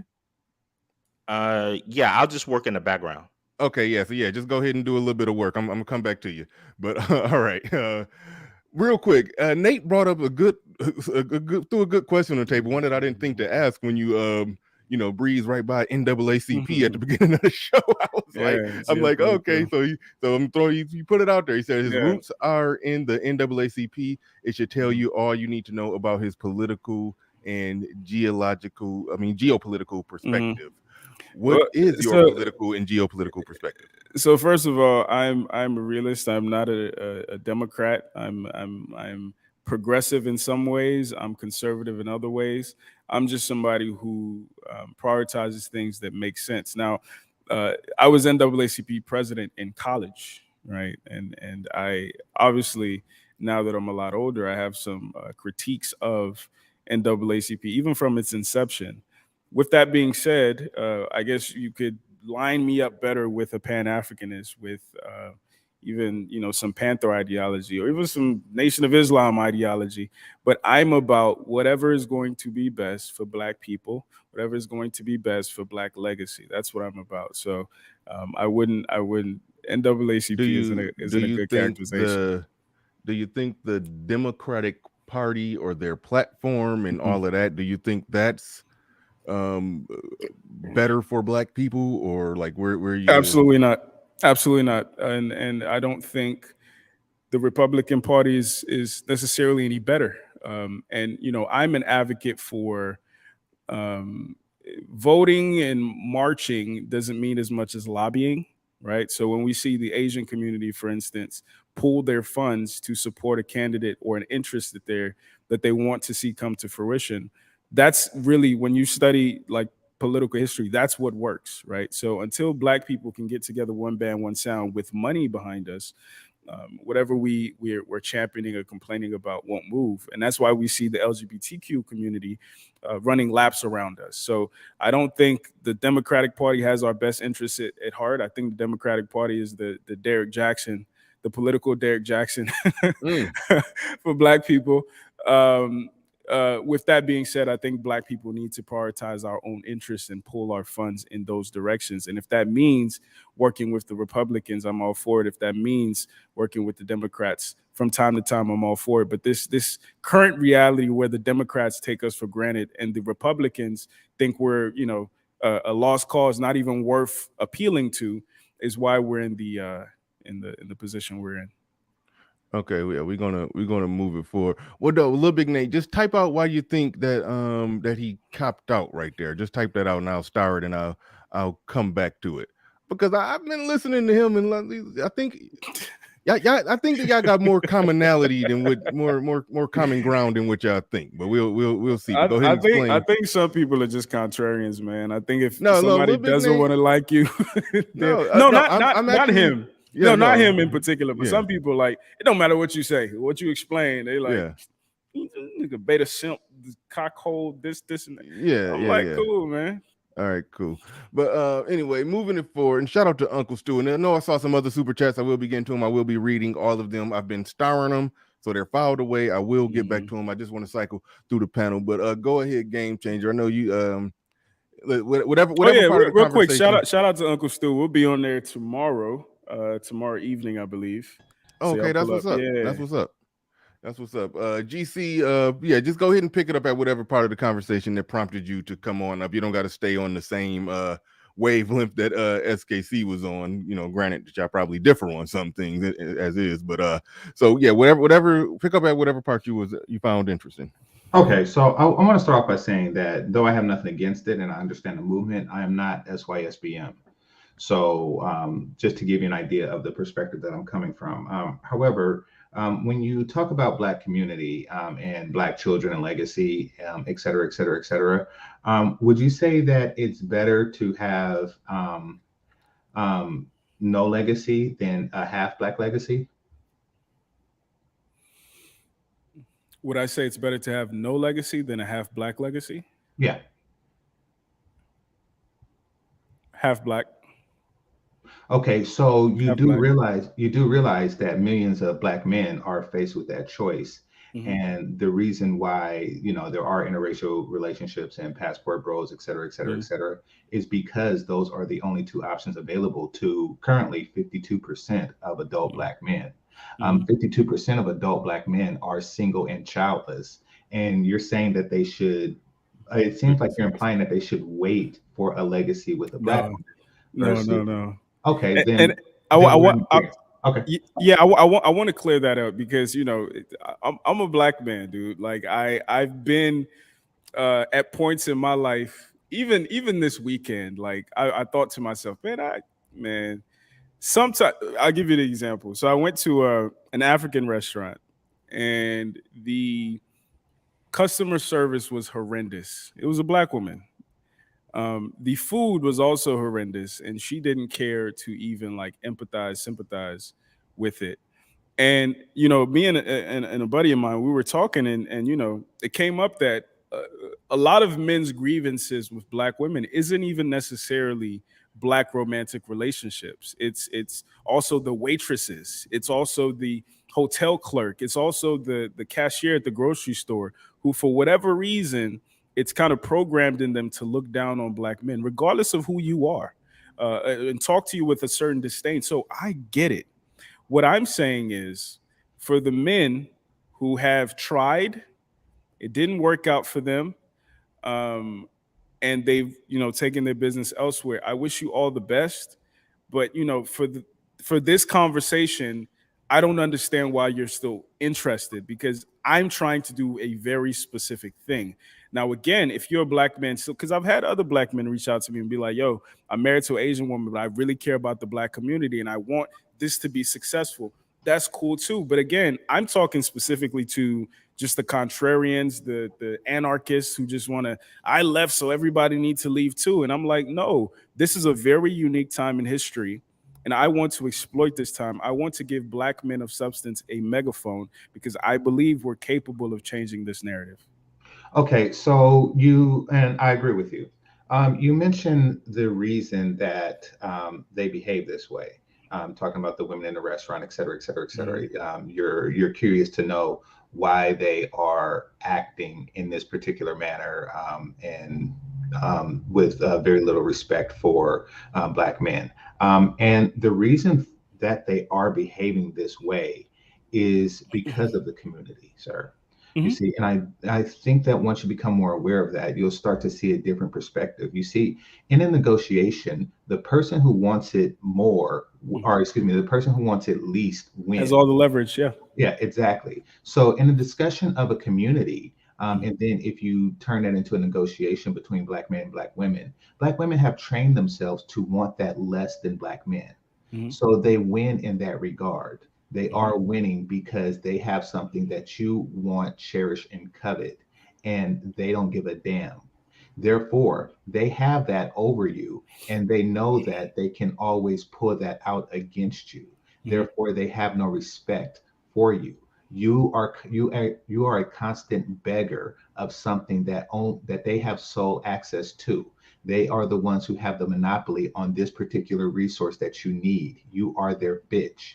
That is why they treat you as such in the restaurant, et cetera, et cetera, et cetera.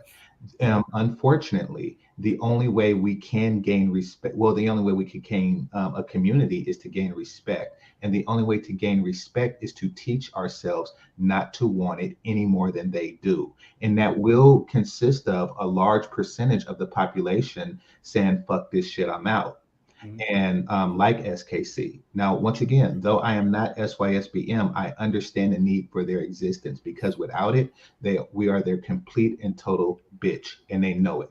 They've come to that conclusion several generations ago, I would say two, and now they are just exercising that, and they will continue to do so. I think where we differ is I frame the genesis of the problem differently, right? So I understand the framing of Black women feel like they have all the leverage and they're abusing that power. I get that completely, but I go beyond that. I look at the historical context. I look at the instruments that were put into place to make sure that they gained that disposition. I look at how feminism was used to infiltrate the civil rights movement, and the LGBTQ movement was used as well. So I would rather frame it accurately from a white supremacist context and a white supremacist lens than just this prevailing narrative that our women, for whatever reason, so like my daughter, for instance, is programmed from birth to dislike her father. It's not that simple, right? No, So it's I not a think matter. I think if we frame it properly, then we can frame the position, the solution even better. But if we frame it properly and we think that the ultimate solution is just men leaving in droves, then we're not doing justice to the genesis of the problem. Okay, so let's just say that there was a Emperor Palpatine figure out there, right? And it's this old evil white man that shoot lightning from his fingers, and he's the one that is controlling these Black women to do such a thing. And what you're saying is quite possibly true. It does not change the fact that if given the opportunity to have relationship leverage over men, they will take it. Nothing can ever change the fact that if given the opportunity to destroy the community for the sake of the individual, that many Black women have and will take that. Now, that's perfectly fine, and I understand that those type of women to exist. However, there has to be a counterbalance to that. We can no longer put ourselves in a position to where they have sole control over something that we want, because we know that if given the opportunity or given the encouragement to do so, they will take advantage of that. So And that's where I that disagree. and that I will, don't. but history has shown that they can and will do that. But if you're looking at those things, those examples without context, then you're not paying proper homage No, to but I that. am So I am giving it context. what I'm talking about more specifically is when Black men were being locked up with the war on drugs, Black women were encouraged to go to school. Those things matter. When Black men are locked out of economic opportunity, Black women are promoted in economic opportunity. Those things matter. So again, we have to frame the conversation properly, because if we're not framing the conversation properly, the Black woman ends up looking like the boogeyman, and that's just inaccurate. Okay. So here's the thing about the boogeyman. Both the drug dealers that got locked up, as they should be, and the Black women who took on the corporate mantle, and et cetera, et cetera, et cetera. That was the same generation that Barack Obama was alive, and he wasn't looking for work, or he didn't have a hard time looking for work. Listen, I know that they like to paint this depression era, scarcity of jobs, et cetera, et cetera, et cetera. But really, what we have, because I was alive to see it during the 80s, was just a bunch of men who wanted to sell drugs because they didn't care about the children that they sold drugs to or anything. They worked in their own self-interest, much like the original Africans that sold their ass here. And then That's also inaccurate, but keep going. oh, excuse me. Oh, hold on. That's also inaccurate, but keep going. No. Please, No, please, you please. gotta elaborate on that. You're saying Well, Africans didn't I would sell like to. I would people. like to hear about the homies that didn't Okay. sell us to. I'll go backwards. So first of all, when you say people just want to do bad, I fundamentally disagree with that stance. And the reason why I disagree with that stance, even when I talk to police officer, is because when you can't study criminology without studying psychology. And that's why I encourage a lot of people to read Joy Dugree's book, Post-Traumatic Slave Syndrome. There are a lot of behaviors that we have that were a result of trauma. We talk about mass incarceration, but we don't talk about the convict lease system. We don't talk about vagrancy laws, where Black people who were displaced after slavery were then criminalized for being homeless. And that created a legacy of people being in prison. So we can't just say, oh, Black men wanted to be bad, because that's in lockstep with the birth of a nation narrative that Black men are inherently criminal. So again, frame things properly. Secondly, when you say Black people sold Black people into slavery, that is partially right. But again, frame things properly. When you look at white people going into Africa and exploiting the already diverse culture. So it wasn't me selling my own people. It was me either selling a village that I was already in war with, or selling out a village I was already in war with, or selling people who were already my prisoners.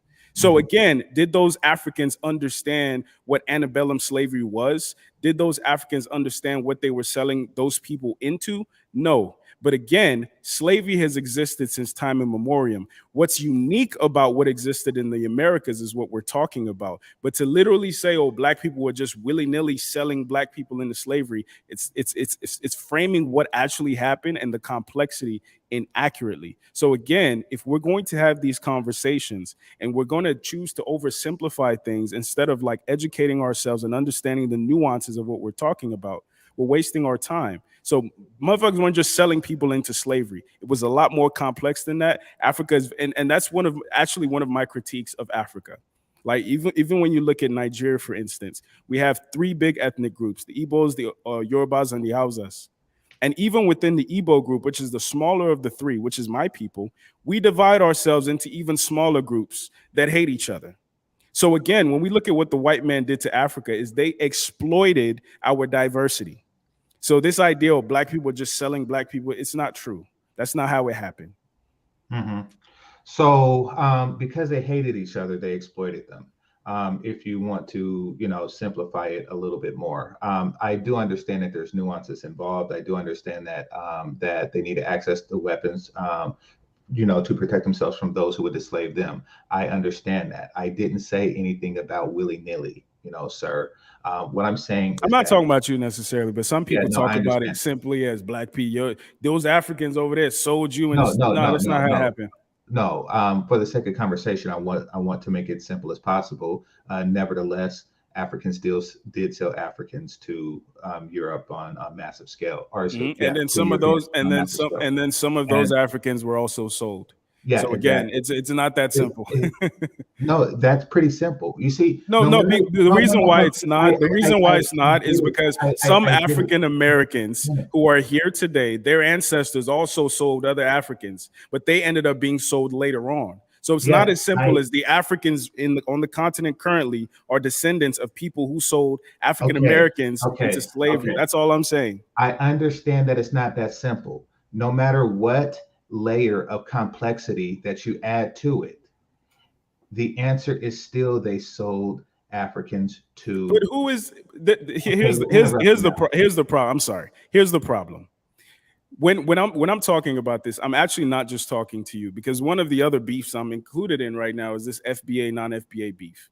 And very often when we frame this conversation as to why FBAs, for instance, are critical or even have a disdain for non-FBAs like myself, is this concept that Africans sold Africans into slavery, without acknowledging the fact that some of the Africans who were sold into slavery had previously sold other Africans into slavery. But it's often framed as Africans on the continent, like myself, are descendants of people who sold African Americans like yourself into slavery. So all I'm saying is, if we're going to have a conversation, we must acknowledge the nuance. We must acknowledge the complexity. It is not a simple conversation, and it cannot be had simply. But we are not having that conversation. I am. I am. No, because this is bigger than just winning arguments for me. No, but you should not, because really that was just, a part of a larger argument. Stating that Africans sold Africans to Europeans is true. And I know that you want to say, but, and I get that, That's not the greater point. I'm just recognizing the truth in simplicity in that. Now, that being said, moving forward, the reason why I was saying that, and I was just saying, I was likening it to, the 80s drug dealer who sold something that he knew was dangerous to children. So these are not good people. Just because they're black, that does not mean that they're good people. These are people who viewed their own self-interest and put that self-interest in front of the needs of the collective. That being said, that they put their own self-interest in front of the needs of the collective, should the collective put their interest in front of their own needs? You see, that is the problem with community. It only works if the majority of people who are putting the majority of the effort has a community mind in place. If it does not, then you need to rethink the community that you are belonging to. So I want to restate your point. You're saying that it starts with the community paying, or not paying. Paying is the wrong word, but it starts with the community proving itself to the individual, as opposed to the individual proving itself to the community. Is that your position? Yes, it does. And so far, a large majority of our men and women have not proven themselves to the community. Therefore, communities should either be created without them, or a community should be created separate from them. And that goes back to the original question that I asked you: is a half Black community better than no Black community at all? Because rest assured, 52% of single childless men understand this, that if given a choice, a lot of Black women will say no community is better than a community that they do not have complete control over, and that they cannot treat you like the women that that treated you poorly in that restaurant. You see, if that restaurant if a restaurant owner ever felt that a person, due to community obligations or to race loyalty, will only serve eat at that restaurant for the rest of their lives, then they have no reason to respect its customers. The only thing that they could respect is the possibility that the customer will say, "Fuck this shit, I'm out." And I think that is what SYSBM is. It is the existence of the actuality and possibility that collectively Black men will say, "Fuck this shit, I'm out." Sure, And sure. many have. So yeah, just like you said, I am not going to take such disrespect from a restaurant owner. I will take my money and leave.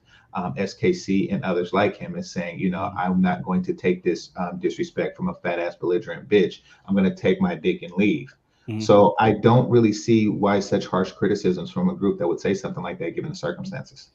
So to go back to my metaphor, my response wasn't necessarily "fuck this shit, I'm out." My response was, I'm going to start a restaurant one day and show people how to do and experience proper customer service. That's my response, right? Because I believe in Black sovereignty. So again, I'm appealing Will to your men restaurant serve non-Black people? You said, will my restaurant serve non-Black? Sure. Okay, Sure. now let's just say that this was a completely community-minded restaurant that only served Black people. What do you do when a fat ass bitch starts twerking on your tables? I'm gonna kick her out. Exactly. You see, you have to reserve the right to separate from those who don't have the same respect for anything that you create that they do, or that you do. And unfortunately, there are far too many people of that, particularly in the women's side, in our community. I'm not disagreeing with that point. I interview women. I've been doing it for damn near a decade. I'm not disagreeing. I'm more intimately familiar with what people are talking about than most, because I interview women. What I disagree with, every what heterosexual, well, right quick, every heterosexual man interviews women, so we all no, but hold on, I wait. understand that, but at scale, Hold on, real quick. This is what I'm hearing. I mean, and first off, excellent points that you've been making, Game Changer. But let me ask you this, GC: Are you under the impression that it's embedded in his message to just deal with the fuckery that Black women are throwing out there? I mean, is that more or less what you're getting at? Do you think it's in his message to basically just say, yeah, they twerking on the table, yeah, they going to Burger King and throwing food over the counter and tearing shit up, yeah, deal with it, stand in it with them? Or like Corey Holcomb said, we in it together with these raggedy bitches. Are you of the view that that's his perspective?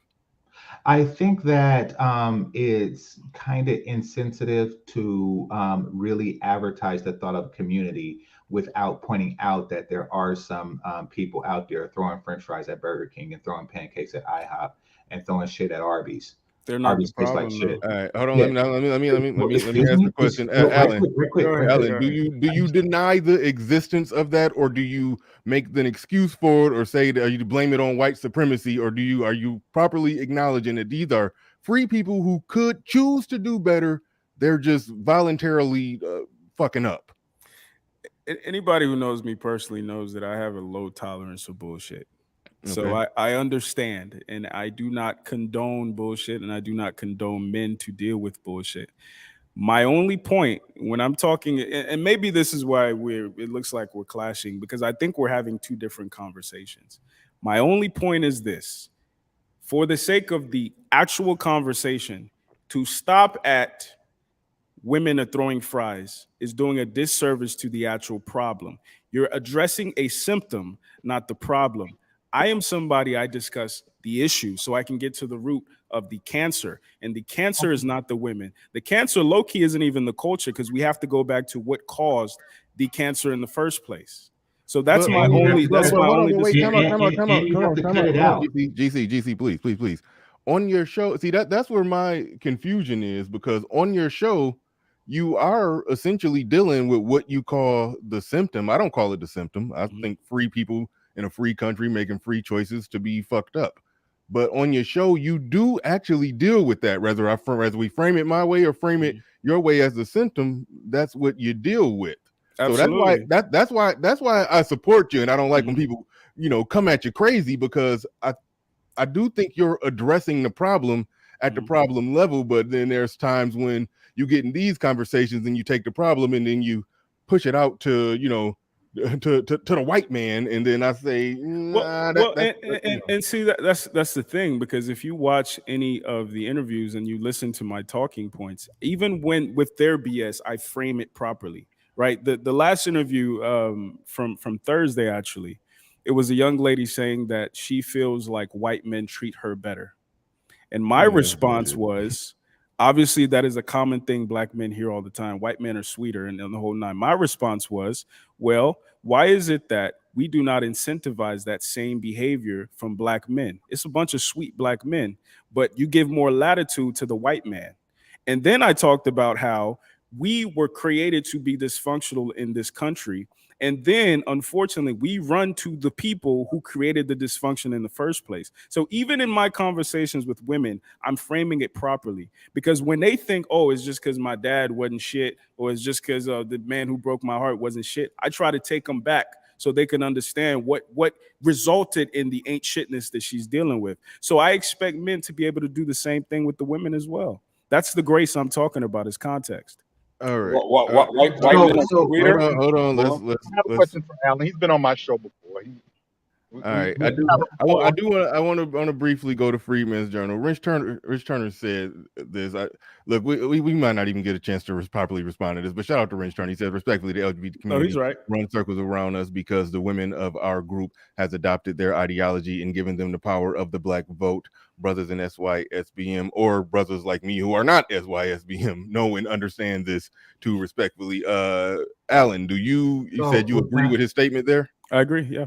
Okay, but I think the only way, the only place I would pivot is I don't think the black vote means as much as the black dollar, but I don't think he'd disagree with that either. All right. Can I come on, GC? Because I'm trying to understand. Well, I'm just trying to understand this French fry bitch. Okay, so a bitch is throwing French fries at the Burger King employee. Should we look at her and say she is the victim of the white man, marry her, and try to have her have your kids? Hold on, repeat that. I didn't fully understand that. So you see a woman throwing French fries okay. At a Burger King employee. And to further disrespect them, these are McDonald's French fries. That's just set tripping. Anyway, so she's throwing these French fries at the Burger King employee, and Are you saying that you should look at her and say she is the victim of white supremacy?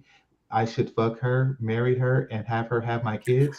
No, no. I would say you should look at her as a victim of the fallout of a system that leverages her dysfunction and leverages the dysfunction of her predecessors. And because of that, you should not fuck her and have her kids. That's not what I'm saying. Okay, so I'm right saying there, I'm right there. No, saying let him if finish. you Let are him finish, GC. Let him finish. if you are interested in the rehabilitation of women like that, you must start from the actual problem, which is Okay. economic, which is cultural, which is environmental, which is social. Not that she is fundamentally came out the womb as a fry thrower. That's what I'm Okay. saying. So Okay. I understand all. Right. I understand all that. Well, except for the economic part. If it was economic, she would just eat the fries because she's poor. But I understand every other aspect of that. I truly do.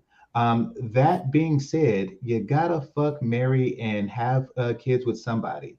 And for every fry throwing bitch there exists, even though, and I understand that there are circumstances that led her to throw French fries. I do understand that. However, you need to fuck, marry, and produce children. And that's one less black woman that you can do with that. So there should be one more black man that say, fuck this shit, I'm out. Well, here's the other problem that we're not discussing. A lot of times, and I'm not saying this is something you've done, but this is something I've observed. Some of the dysfunction that we see in our women is incentivized by actual simps.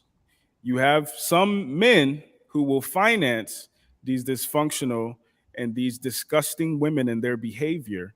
And Mhm. until we can get those men on one band, one sound, a lot of women feel like they have no incentive to change. You So I mean the think that those Democrat men, Party? I think that those You men who mean are the fighting, Democrat Party? right quick, Sure, That shit absolutely. funds them. I'm with quick, you. I'm little with you big on that. Mike, we already talked about that. Okay, I believe that those men too should be willing to say, fuck this shit, I'm out. You see, those men fund these women, and you call them simps. Those men fund these reasons for two things. They fund them, one, because they mama black, or they want some pussy, and two, because they're part of the community. You see, community, there are simps for the community, sir, and these are That's not who people. I'm talking to, though. Yeah, I know, I understand that. Mhm. However, the results are the same because they No, they're fund them. not. No, they're not. Yes, it They are is. fundamentally different. I'm talking to So, men. so excuse me, I'm excuse me, talking to excuse me. men If who a man understand is the supporting full a woman, context if a man of is the Hold on, folks. supporting a Let her community. French get fry through. And woman, because they understand the All full right. context of the community, they can speak if a man is directly to supporting the a French issues. fry woman because he wants to fuck The her or type because he the wants type to the start a type of community with men her, the he is type of men still that I'm funding a talking French to, fry bitch. Let's the be type clear. of men, the type of men that I'm Funding talking French to I'm fry not don't here. have bitches. Wait, problems. time No, out, if time you out. I'm not hearing your disagreement. Both of y'all agree that the I'm I'm guy I'm who I'm gonna supports say the this French point. fry, the guy who supports the French fry Mhm. throwing bitch Is is an in idiot. the wrong and an He's an idiot and a idiot. simp. no, but Everybody, where Absolutely. we diverge, Bernard, but the is only, that yeah, the divergent, the divergent is when he pushes the problem out to the white man. Like that context, it's a context that I understand where you're going with it, but in all practicality, I Mhm. think if everybody agrees that that woman should be left to wallow in her own misery and no man should, go and be with her, I think Mhm. y'all are in disagreement. He would just like to reason with her or try to fix her in some kind of way, but not but he's not sending a game Absolutely changer on not. a kamikaze mission to go wipe her up. Absolutely not. So no, that's no, I'm Absolutely not so not. saying wipe her out. Listen. If I I see said a wipe bitch, her up. oh no. Listen, Bernard, if I see a bitch throwing French fries, she should be with a nigga throwing ketchup, okay? And Exactly. that's Yeah. that's perfectly fine if they want to get together and like create a community of condiment throwing kids. That is perfectly fine. I do not want to be a part of that shit because I'm black like them. And I think that that's a perfectly rational explanation. And I you think don't. do No, you think I'm encouraging that though? That's my question to you. Do you think Well, when that's you what I'm say support the encouraging? community and she's part of that community, I Mhm. would say, you know something, and trust me, I get it, but you say funding her is bad, or Mhm. trying Alan, are to. you saying are you saying support the community as it is in its current state or Mhm. fix it from its current state? Fix it from its current state, meaning The- you starve the behaviors you do not want to continue to see, and you encourage the behaviors you want to see. People Okay. didn't see. Okay. Here's my question. Here's my question All to right. that. All right, Here's my I'm sorry. We skipping your free minutes, Journal. I promise we'll come back. Pablo, you got it. No, I got a meeting, man. So now, okay, all right, we got Pablo. Just please hold that. We got to go to Freeman. You got to get to a meeting. Thank you, Freeman, for coming on up, and thank you for your support. You've been doing pep rallies, getting people to support my channel, man. I appreciate you. Go ahead, Freeman. You got it. Okay, so what is the angst that everybody is expressing is the class divide is not explicit, right? And is not promoted first. That's why when people hear save the community, they say no. Keisha can go her own way, and I'm gonna do my thing, right? And that's why that's this whole angst is the class divide is not explicit. You know what I mean? So, yeah, that's what it is. So, and then the other half to that is consequences are required, right? The problem is culture, and it doesn't matter how the culture started. Honestly, it doesn't matter. Right? If it was white supremacy, if it was aliens, if it was a volcanic explosion, it doesn't matter. The human being can only want a new culture, right? And then look at someone that they can mimic, or they face consequences and they have to. Like you said, and I think you agree with that. It's just that is what I believe. And then they also had the negatives to being black first is the alienation that it causes among young black men, right? And they even go over that in the Moynihan report. Part 4, down towards the end, they talk about young black men being alienated from the country. Good for you. Right? And so that's kind of the missing part, right? If we're the unity via acknowledging white supremacy, well, the side effect is those men are not going to be invested in America. Those men are going to be alienated.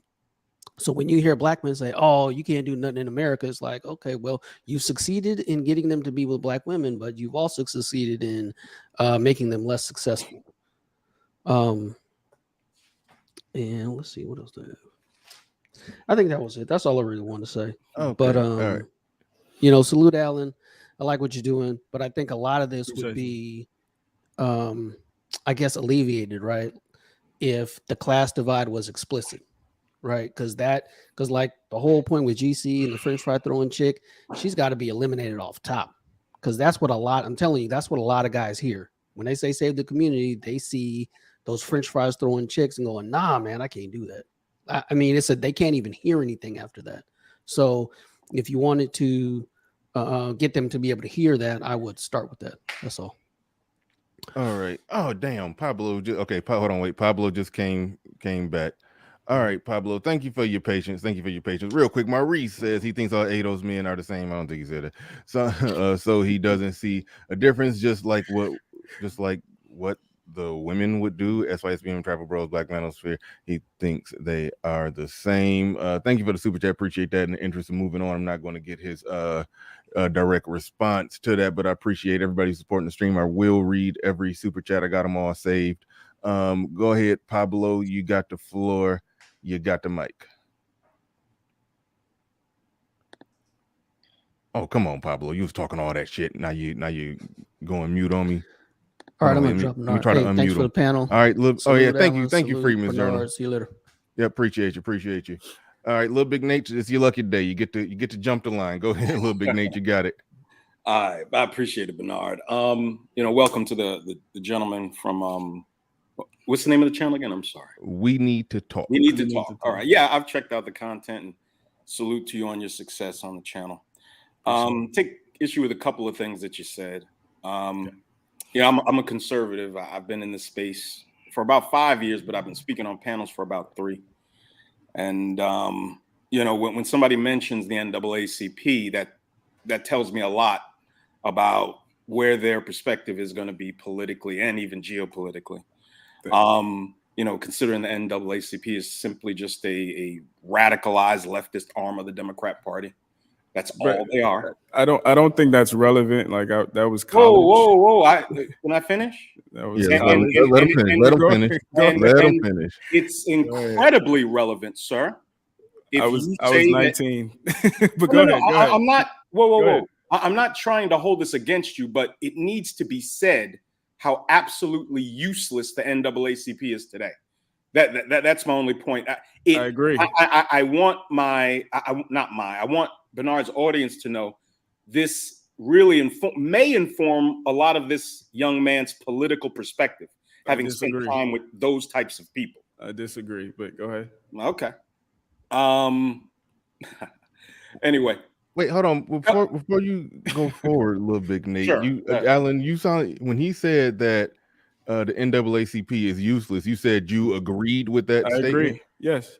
Okay. Now again, and this is what the reason I cut you off is that you're trying to say, because I was president of this organization in college, it informs my current stances, and that's fundamentally flawed. No, I believe it does. I believe there's some lasting effect on your mind state politically, but yeah, and we can hash that out, maybe at a later time. I don't want to take up all Bernard's time with this. Go ahead. But the two most pressing issues are, number one, you talked about tone.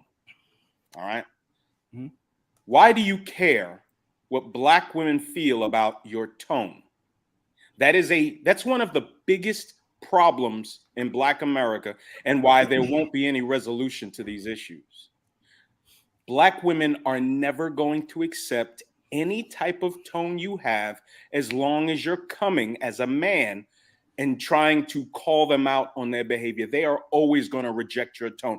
You can speak as softly and as nicely and as sweetly as you possibly can. They will tear you to pieces. Look what they did to Monique when she got online and said, "Babies, sweethearts, will you please stop wearing your bonnets in public?" They tore her to fucking pieces. What did Ayanna Van Zant do? "Sweethearts, Black women are out of pocket." They abused her and attacked her to the point where she had to abandon her show. If you're a man, and I'm telling every man listening to me to this, if you consider yourself a man, you better not give a fuck about what they think about our tone. To hell with how they feel. This is a group of women who get on the internet every day and tell the world how little they give a shit about everybody else's fucking feelings. Why do you care about how they feel about our tone? I don't give a shit how they feel about it. We are men. You lay down the goddamn law. You tell them how things are going to be. They either get in line or to hell with them. To hell with them. And if it means to hell with 80% of Black American women, so fucking be it. To hell with them. They are committed to dysfunction.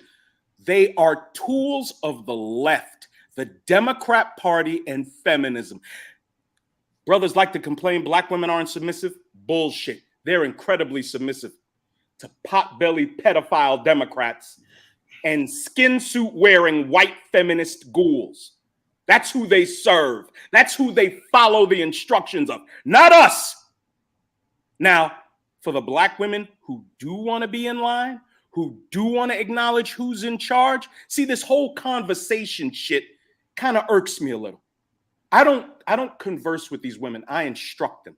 And they either accept the instruction or they can suffer the consequences of not following the guidelines of a proper man that actually cares about their outcome. Fuck them. Let them drown. Stop. You said rehabilitate. That's the word that came out of your mouth. The French fry throwing Black whore needs to be rehabilitated somehow. No.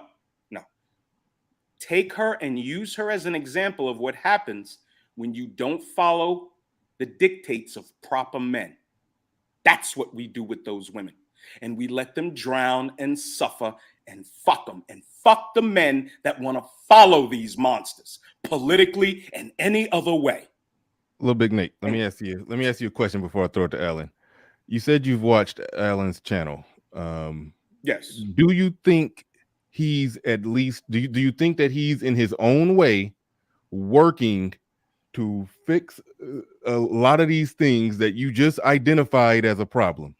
Do you think he's at least working, doing his part? Even though I said he may very well be trying to roll a snowball uphill.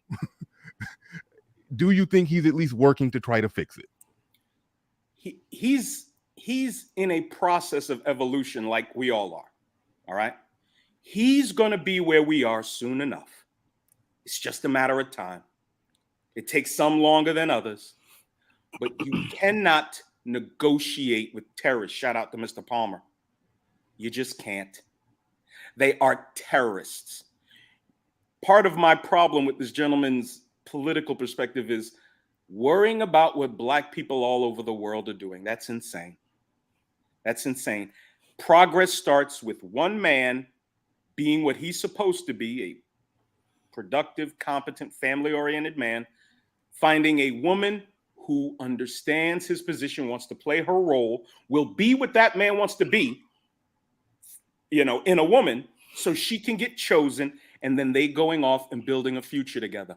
All this diaspora blackety black and the white madness, we don't even entertain that shit around here. Most of the men in this space, we don't. And I have pushed that idea ever since the first time I came on Bernard's panel. My first stream with Bernard was why I'm voting for Donald Trump. And I said during that stream, why do you fucking care if white people like you? Why do you even care?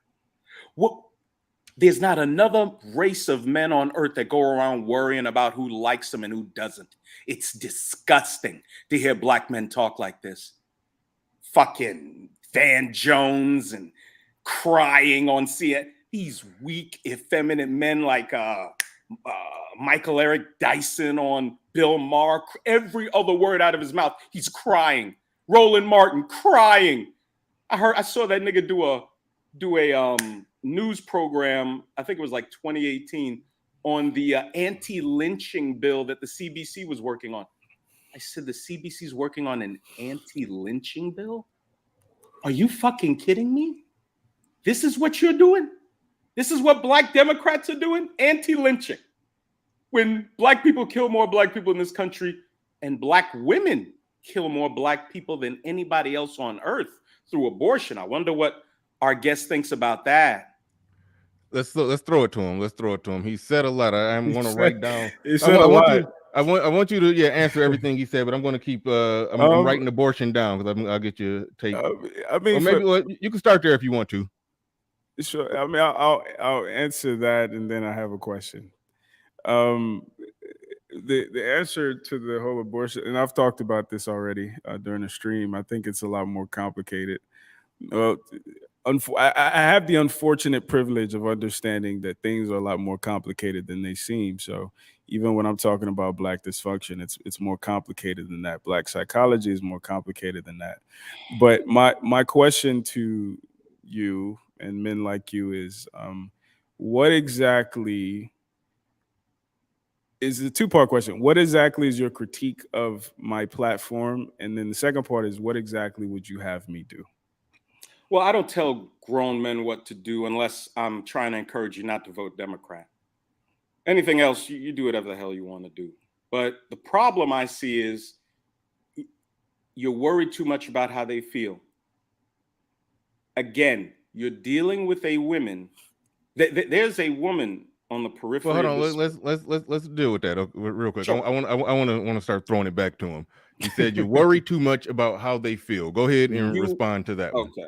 Okay, so two responses. Number one, I understand that women process information primarily through emotion before logic. Men are the opposite. My second response is I have, even in college, right? One of the critiques I would get from some of my leadership. Did he mute? Did he? You can't hear me? Oh no, you can't. You just froze for like 3 seconds. You back now. Okay. Yeah, but one of the things that would happen with the leadership at some of the schools that we were at, they would say that other organizations were copying our format.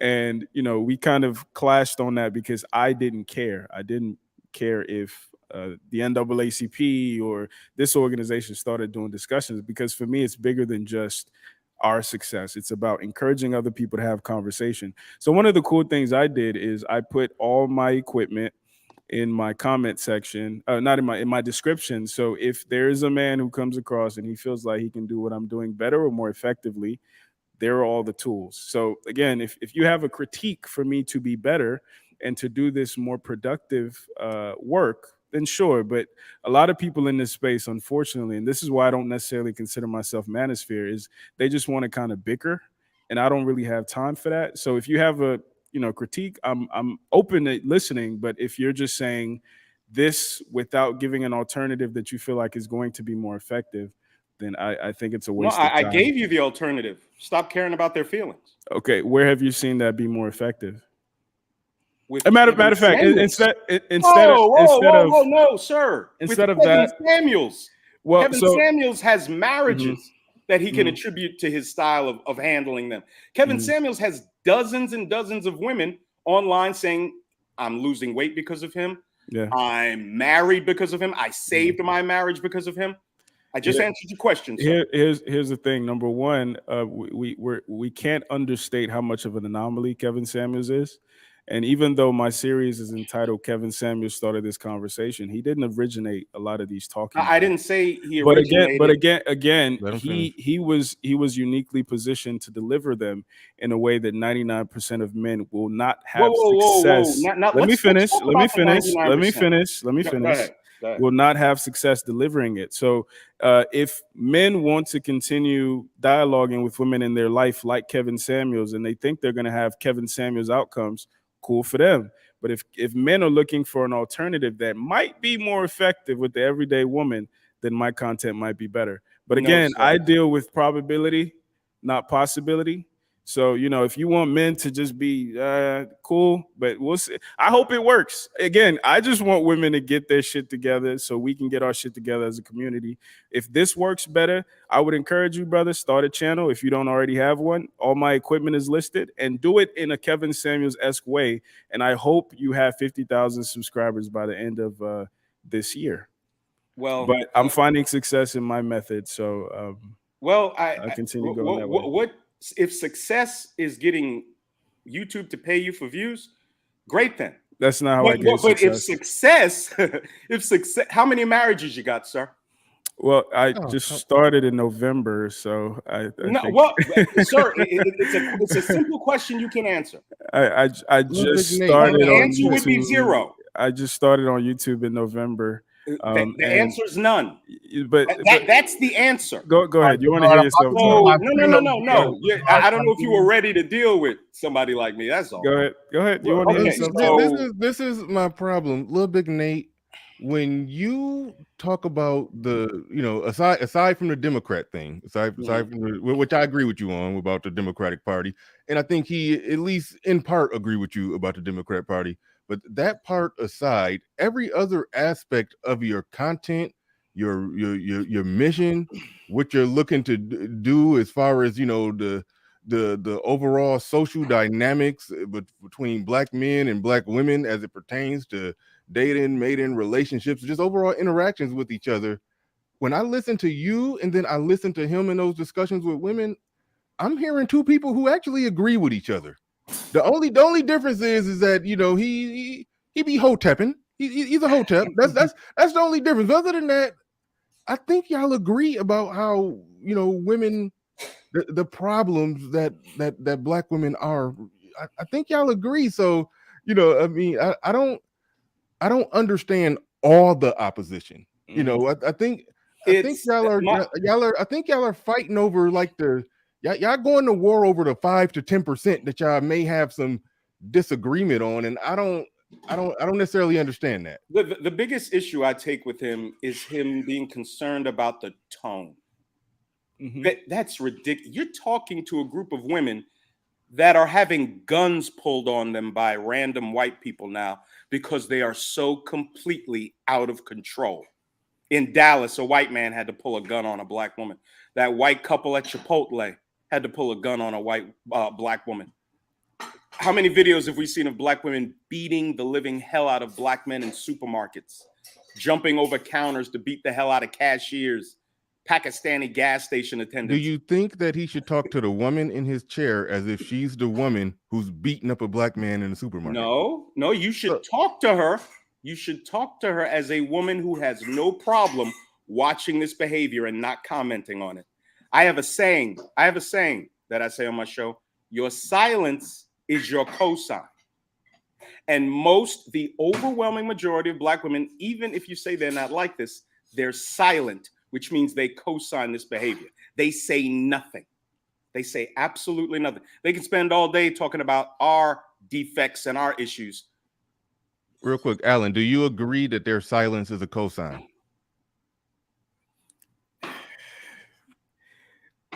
I think that unfortunately there's a lot of resentment on both sides.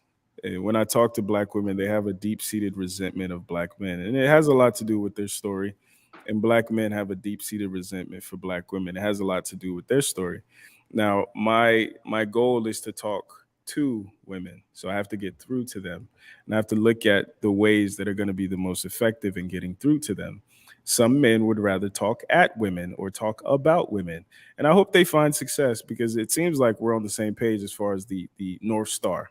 Now, my response to men like you is that literally, if you have a better way to do it, I welcome you to do it.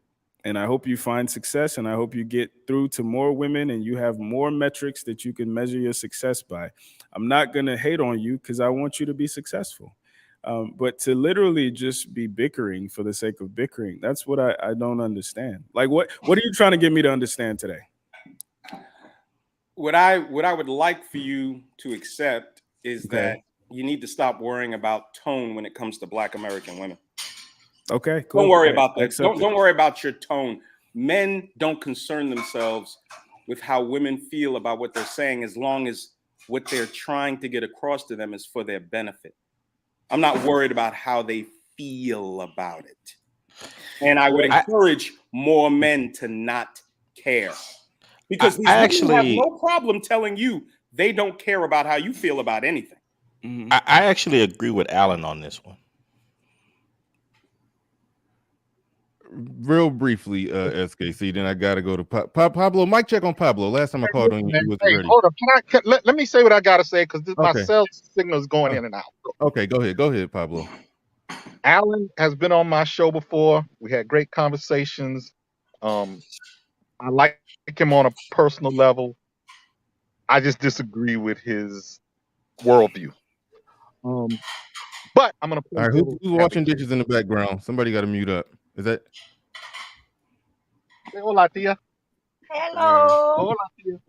That's my wife's aunt from Dominican Republic. Hello. República Dominicana. Anyway, so I disagree with his worldview, but I'm gonna play devil's advocate for just a second. Let's say everything you're saying is true. It's white supremacy. It's, we got to look at the history, and all of those things are true. All of those things are true. What do you do for the men who are ready to go while you are, quote unquote, changing the culture? What do you do with the man who is educated in something? It doesn't have to be a college degree, who has gainful employment, who has no criminal record, who wants to form a family. He's 35 years old. He doesn't have time for you to, quote unquote, change the culture. If he wants to have a functional family, I'm not talking about the guys that, got other issues and problems going on. I'm talking about the men who did it the right way. What are they supposed to do? Because you're not offering them anything tangible. You're just saying, you got to understand. And I'm sorry, but I got to understand is not enough when it's cold at night.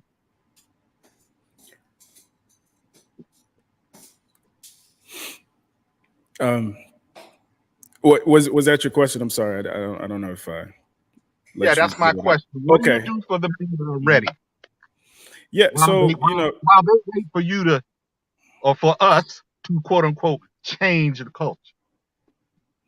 Yeah. So I, other than talking to the women and trying to get them to understand men's grievances, my secondary goal is to help properly frame this conversation. So I try to put things in the right historical context so we can move away from framing the conversation as black men are the problem or black women are the problem to understanding what the actual problem is, and that's the white supremacist power structure. And I talk about that primarily from an economic standpoint. So with that being said, I would hope I would yeah, I would what are you gonna do for those? mhm. Yeah, that's what I was getting to. I hope that, you know, with the proper context, those men can understand what's going on. And again, I don't, you know, I'm not gonna try to hold them by the ankle and say don't go, whatever the case may be. But my only point has been once you go, go. I don't need to see you in my comment sections. I don't need to see you trying to co-opt the reason why you went because look at this video by Allen. That's the reason I left. I think that's a waste of time. If you're gone, be gone. And that's kind of where I'm at with it. But, you know, I would hope, you know, along the way I can encourage some men to view this problem properly instead of continuing to scapegoat the black woman as the enemy, because that's incorrect. The other point I had is about comparing SYSBM, the Passport Bros, kind of to the divestors, so to speak. I'm going to give you a little story. A few months ago, I was driving Uber and Lyft to kind of help fund my travels. That's how I fund my Passport Bro lifestyle. And I picked up a middle-aged black woman. Pablo, just to help you out real quick, let's because somebody was gonna clip that. You have an actual real job. You do Uber and Lyft on the side, and you use that extra X number of dollars to go travel with. I just help you out there because you know you do got a real job. Let's just I got a 9-to-5 government job, and I own property. Yeah. But anyway, college educated. Don't let them. I'm just trying to. They was gonna clip you. They was gonna clip you, and they was just gonna use that. All right, go ahead. Oh, now you fading out. Middle of the night, Pookie done kicked her out. She does have a. It's 2 a.m. She has nowhere to go. I give her a place to stay for the night at my home. Take her in the morning to the airport. She leaves. Right. So I have a black dentist. I have a black HVAC repairman. I have a black male plumber. What part of leaving and going away and divesting is a guy like me? None of that. Pablo, you're killing me. You keep going in and out. Give it one more shot. It go out again. We're just gonna pass it to Allen and get his response from what we heard so far. So go ahead and give it one more shot. Can you hear me now? Is it any better? Go ahead. One more shot. Go ahead. All right. So what I was saying is, okay, so I picked this young lady up. I give her a ride. Yeah, you heard that part?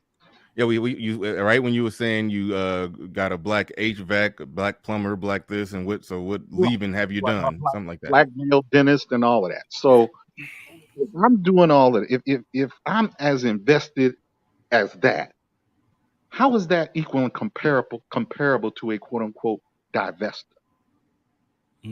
Not. And I helped a black woman. So my situation and my issue, just because I'm not interested in having sex with, a relationship with, or anything like that with an American black woman, because we culturally and fundamentally believe in different things. I don't wish them ill. I'm not angry with them. None of that. I just choose not to start a family with them because they aren't that interested in it. Well, again, this conversation, even this whole "Save Yourself, Black Man" conversation, it started because a very specific type of "Save Yourself" man or men were had certain things to say in my comments, and you know, shout out to the brother earlier for clearing up that those men don't necessarily represent the SYSBM movement or what it originally was about. So my critique started with those men.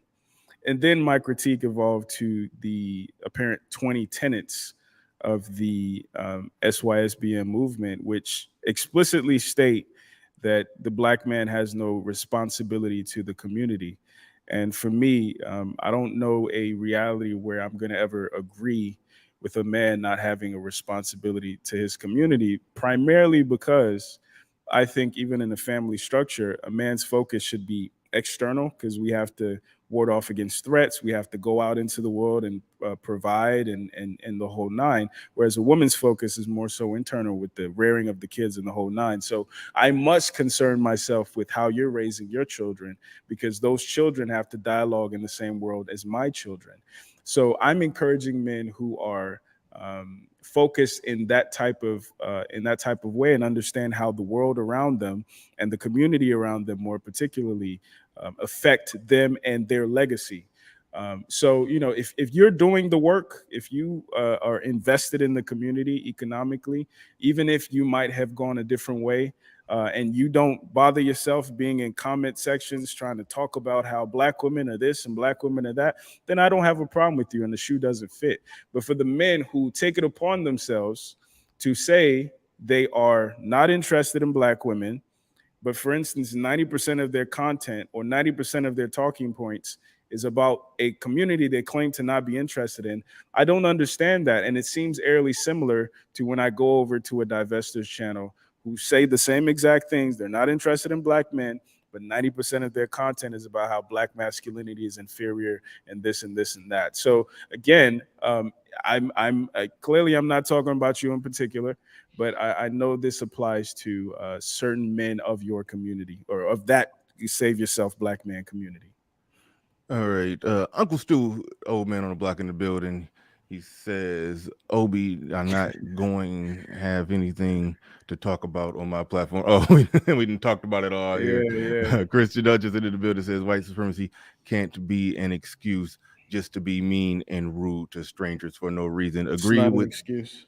Okay, and so he agrees that it's no excuse. And I think to me, that's the only conflict, just being completely honest. I think some of the critique is unwarranted because look, if his show was just all about white supremacy, white supremacy, white supremacy, and no individual accountability for black people or black women, then I would have a problem with him. But when I watch his show, I see him picking surgically. He not doing it in a harsh tone, little Big Nate, but I do see him surgically picking apart the bullshit that black women do say and think.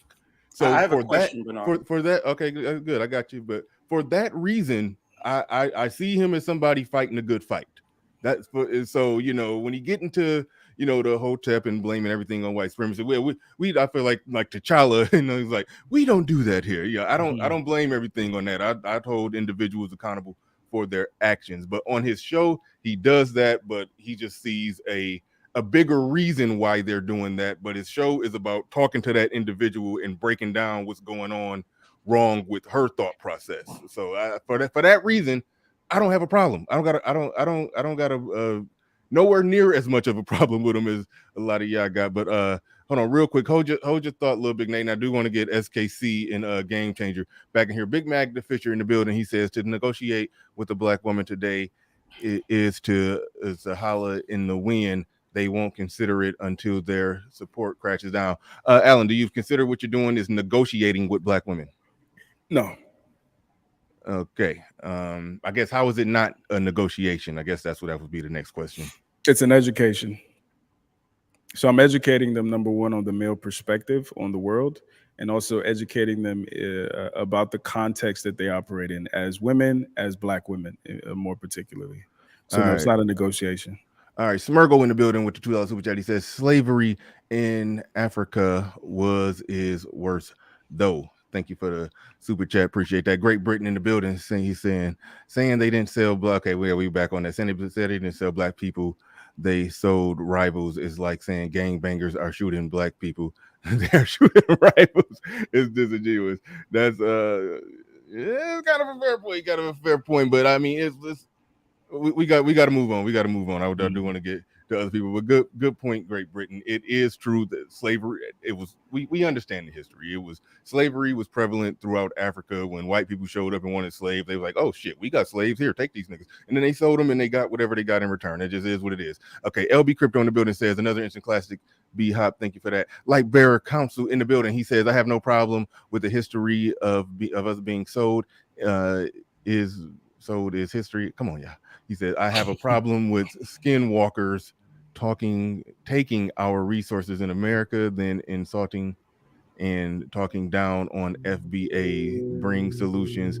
I don't know if he's done that, but we're gonna keep it moving. Let me say something to that real go quick. Ahead. Because I mean, I'm a non-FBA, so a lot of the critiques I get is, how dare you talk about something you don't understand?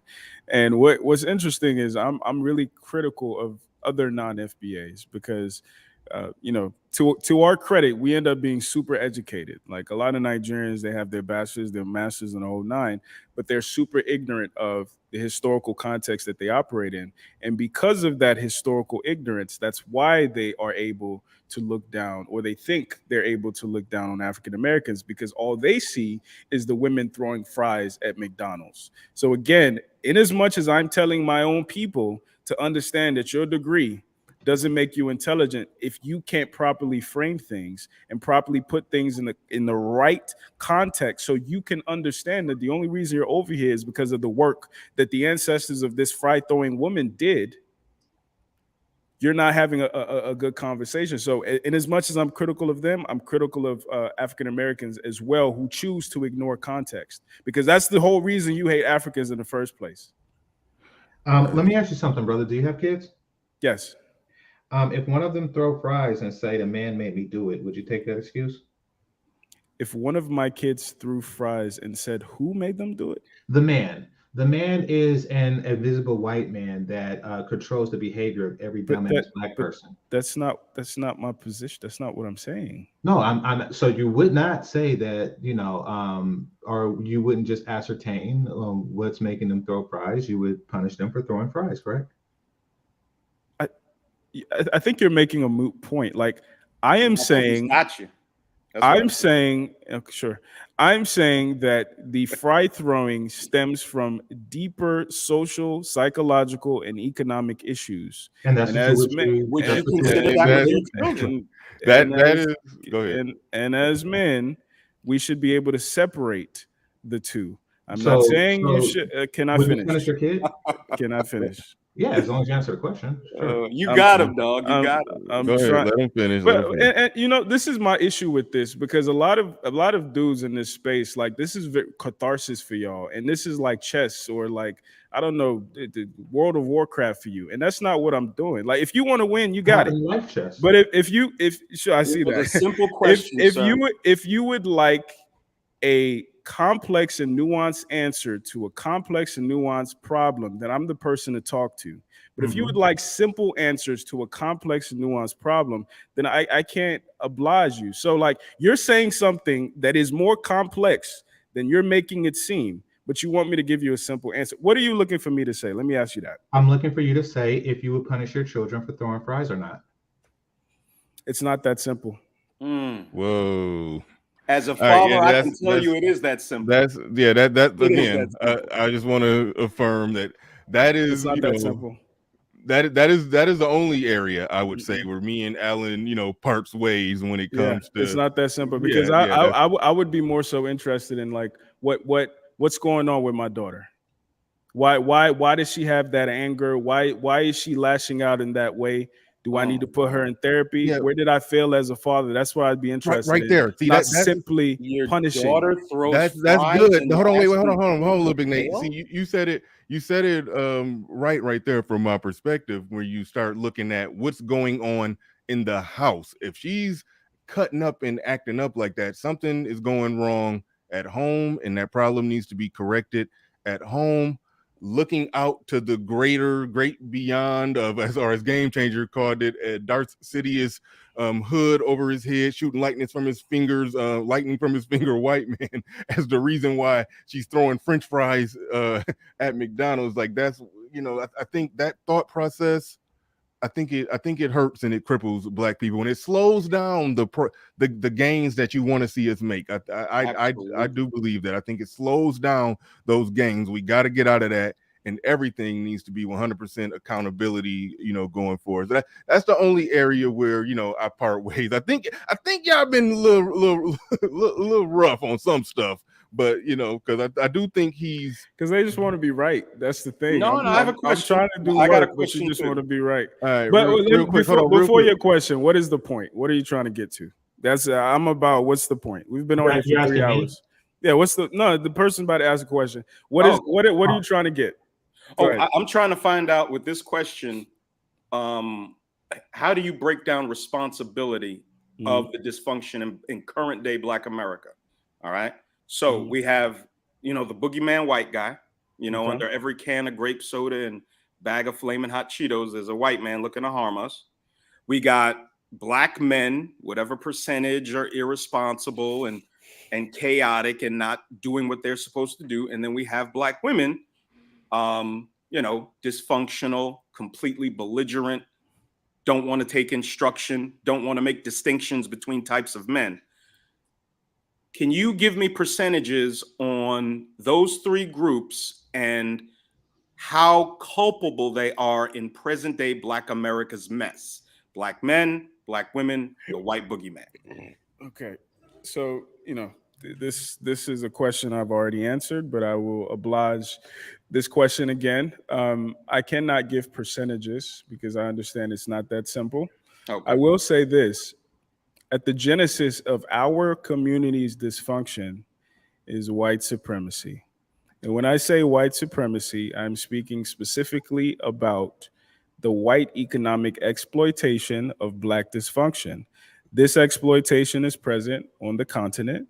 This exploitation has been present in the Americas. So that's what I'm talking about. Now, I also advocate for personal accountability, but I also understand that personal accountability typically on the macro cannot happen outside of the context of understanding the genesis of the problem. I hope that answers your question. Well, it didn't. All I right. asked for percentages, but okay. Ask somebody else. Sir Ty's in the building. So basically, he's saying under all this word salad, leverage her dysfunction. Please, Mr. YouTube man, leave us alone. Victim mindset disguised as pro-Black. Sir Ty's with the.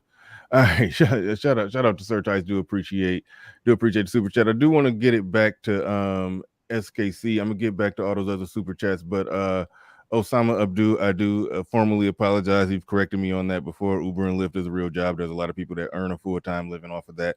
I always, I be dissing Uber and Lyft drivers. I apologize again. Thank you. All right. Go ahead. I think SKC wanted to. Hold on. Let's go. SKC, you said it was something you agreed with him on. So go ahead, SKC. I want to hear what you agreed with him on. Can we all just get along? Let's see him kumbaya for at least 2 minutes. Okay, go ahead, SKC. Yeah, I mean, there's a lot of things I think that people have been a bit too harsh on with Allen about. Just to give an example, I think the tone argument, I think that's subjective.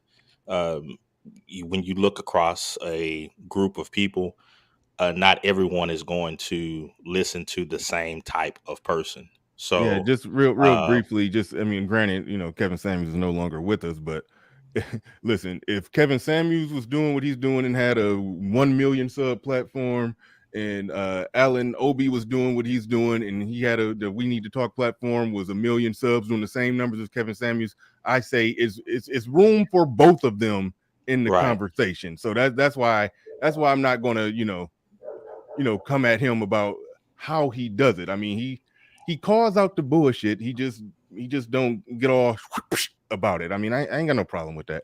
But anyway, go ahead, SKC. And that's what I was saying is that you meet to a certain degree. He understands who his audience is, or who his target audience is, and it's his decision of how he wants to approach that audience. He called it a ministry, so that's his decision, and I don't think anyone should have any say in what he's doing with his time, his money, his resources. That it is what it is. Um, so far as this back and forth, I think, and I could be wrong. I'll ask him, but throughout all of this, do you think that this has been more of? Do you think that people within these spaces are more interested in having a preach session to you or actually having a discussion? If I was to answer that honestly, I think a lot of people like hearing themselves talk. And that's my biggest critique with a number of other content creators and people in this space. And like I've said before, if there's something that I'm doing that you think I could do better and you can prove to me how I can do it better, I will do it better. And that's why I'm on these platforms. If you watch any of my streams, I don't pander to anybody. I don't pander to men. I don't pander to women. I'm looking at effective communication. But a lot of people in this space, it's about catharsis. It's about getting your rocks off. It's about sharing anger, and that's not what I'm interested in. So yeah, I think people just like to talk, honestly. I have a question. How and when will you begin to measure your success? Will you do what KS did and measure your success in couples and women being able to make uploads saying, hey, with this gentleman's advice, I was able to save my marriage. I was able to start losing weight. I mean, how are you going to measure success beyond, the increase of views and the money you get from YouTube? How do you plan on measuring success? Yeah, well, so first of all, I didn't get into this because of the money. My views have actually been going down. So it's not about that. I think that might be a cool metric. I am, however, and this is a separate conversation, but I do think marriages in general might see a decline just because of the new generation. But I've had comments, I've had emails, DMs from people who were single and are now in relationships or are in relationships, and they say because of these conversations we're better able to communicate. So to me, and this is what's tough because there's not one metric, but as long as I'm inspiring people to engage in more healthy conversation, men and women, black men and women, I think it's a success. If marriages happen, that would be great as well. But I just want people to communicate. So, I mean, I'm just listening to what you're saying. Okay, so you're saying that black men and black women have a problem communicating with each other. I think that's clear. Yeah. Okay, so is it possible for them to communicate and then come to an understanding that, for whatever reasons, perhaps it's historically based, but as groups, they want different things. They expect different things. You said, do I think that's possible? Mm-hmm. Well, that's the thing. I think we weren't educated properly, and I think we do want the same things. I think we think there are different paths to get there, and men don't like women's path, women don't like men's path. But I think ultimately we want black people to be happy on the macro. So I'm just trying to help frame it properly so we can get on the same page. But I do think we want the same things ultimately. And I actually disagree with the whole conversation thing. I think that's part of the problem. Mm-hmm. You cannot have a conversation with modern day black women. They are so accustomed and conditioned to being in total control of the narrative, total control of every aspect of the conversation. As men, we simply lay out what the rules are, how things are going to go. And then we filter out the decent black women by the ones willing to acquiesce to what we demand. Well, if I could pose a question to you, Nate. The rest of them can go to hell. Nate, you do want women on your show. Like you do. Oh, absolutely. Yeah, there are women in my chat all the time. Absolutely. Okay, so you do. So in your own way, you do want the conversation. Like, so that's. I'm thinking conversation like this equal 50-50. Everybody gets a turn to speak. Women have had a 60-year head start on this conversation, y'all. Come on, man. This is insane. Whoa. These women have had every single media outlet, magazines, newspapers, television, talk shows, radio, but Nate, all dominated by their narrative. Do you agree that he's pushing back against that narrative that's been dominating? He brings them on, and they echo all of that shit that's been going on for these 60 years, and he counters it. Do you at least agree with that? No, I didn't say he doesn't. I just said I personally think he's just too concerned with his tone. Lay it out there and let it hurt their feelings. Let it be what it is. It's not what I do. That's my position. That's cool. Yeah. That's not what I do. Yeah, that may be not what he does. I think he hits them with the same points. They just, if they don't go cry in the shower afterwards, as long as he said what needed to be said, long as he was accurate in his statements, like that's where I'm at with it. And yeah, because even if you think of it just from a parenting viewpoint, I think he stated that he had children, that he has children. Nate, I think everybody has children up here except for GC. So we all have known that there's been certain situations where you could go to one child and you could speak to them a certain way and they get it, and you go to another one and you have to deliver the message in a different way. Why can't that be just extrapolated out to a macro of people? Yeah. Like I said, Kevin Samuels is no longer with us, but if he was, I think the world is big enough for somebody like Kevin Samuels and somebody like Allen Obi. I don't see. But I agree with that. If we're going to be honest, I don't really knock another man's for his methods, especially if they're effective. So that's my thing. What is the more effective method? I asked the gentleman earlier. We don't know yet, and so as Bernard was saying, it takes different strokes to rule the world. So yeah, I definitely. I'll add to that, Nate. I'll add to that to push a little bit further. To be perfectly honest, coming from the SYSBM side of it, there is no message in Black America that's effective. The stats prove. There you go. So, and there's no tone possibly that's effective either. Excellent. So why are we worried about it? So, well, I'm not. But let me. I'm not. He is, and I don't got that much of a problem with him. I think he explained it good at the beginning of the show. He says that everybody says, "Oh, well, the tone is wrong," or "You say this wrong," or "This person says that wrong." He goes with the method of, I'm going to eliminate all those objections. Now deal with what I said. That's a method that I don't have a problem with somebody else doing that, So that's where I feel like we're fighting over inches. We're making a mountain out of the.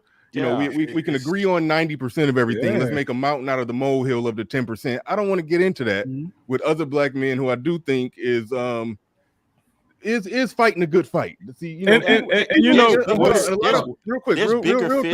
talk. A lot of people did that to a lot of brothers in this space did that to Kevin Samuels, and I objected to them doing that too. I'm like, if y'all can't tell that this man is advocating for you in those conversations, then you're lost. And the thing about it, Bernard, like even when I'm talking to women, that's the main reason why I defend Kevin Samuels, because I tell them he has literally stated he wanted to be the Gordon Ramsay. He wanted to be the Simon Cowell. And unfortunately, some people needed to hear it that way. Unfortunately, some women could only receive that message coming from a Kevin Samuels in the way that he did it. And I also believe some people need to hear it in the way that I'm doing it. So again, I'm about what's effective. Nate, if you think your method is effective, I welcome you. I'll give you as much advice as I know to find the type of success that we're going to need. But ultimately, I want to build our community. Well, I have one thing about your message that I think that make it quick. I do want to go to Hood Conservative. We are wrapping it up at roughly the 3-hour mark. So okay, really quickly. We'll make it quick. One quick critique about your message. When you were here, I don't know if you say this on your own channel, but you stated the whole idea of Black people, and they're at a point of survival, and the thought about the superior genetics, Black sovereignty, so forth. All right. To individuals that fall within my spectrum, you do understand that that's almost like throwing up a red flag, because when I have conversations with my children, is that not stating that in some way, because my children are not a product of quote unquote Black love, that they are inferior? I don't think your children are inferior. And again, I think it's important to understand things in the context that they're said, because you could also clip up Minister Louis Farrakhan and think he hates Jews, but that was not the context that I was speaking of it. I think your children are beautiful. I don't know them. I've never seen them, but I think they're beautiful. No, I'm not making it personal. I'm talking about on the aggregate. Yeah. Because so for me, if a person is saying that Black love is superior to, I guess, other ways of love, good point. I mean, other people are loving each other and they are building families and having children. How do you sidestep that? So, like I said, I don't necessarily have an issue with it. I'm about prioritizing Black people. I want my children to be a reflection of me in the purest form. And I'm not saying if I had mixed children, they would be any less, but I'm saying that when we understand the dysfunction that fuels white pockets, I think it's only right we prioritize our own interests. And if that manifests as prioritizing a woman who is a reflection of you, then I think that's the beginning. But again, I don't have an issue with it. I would just say I would prefer this over that. Well, to be fair, and not to stir the hornet's nest, to say that Blacks are superior genetically, as you've stated, that would imply that his children are inferior. If you want to understand it that way, sure. That's the only way to understand that, sir. Okay, go ahead. All right. Okay. And this isn't me coming at you for the sake of coming at you. That's a logical conclusion to what was said. But also, I wanted to go back to the French fry analogy. Go ahead. Because I actually, the conversation went into a different direction, but I was going somewhere with that. His answer was he would take his daughter to therapy, if I understand that, to determine why she's throwing the French fry. What would you do if the therapist said that she's throwing the French fries because she liked throwing French fries, and if she can blame somebody and have them take the punishment for it, she will? What would you do at that point? The difference with me and most people is that I understand psychology, and I'm actually a so why would you take her to a therapist? I'm a student of psychology, meaning that I understand that every action has an equal and opposite reaction, and we are a product of a lot of our experiences, sometimes our subconscious experiences. So I would try to get to the core of what is going on with my daughter, as opposed to assuming that my daughter is fundamentally flawed. That's my answer to your question.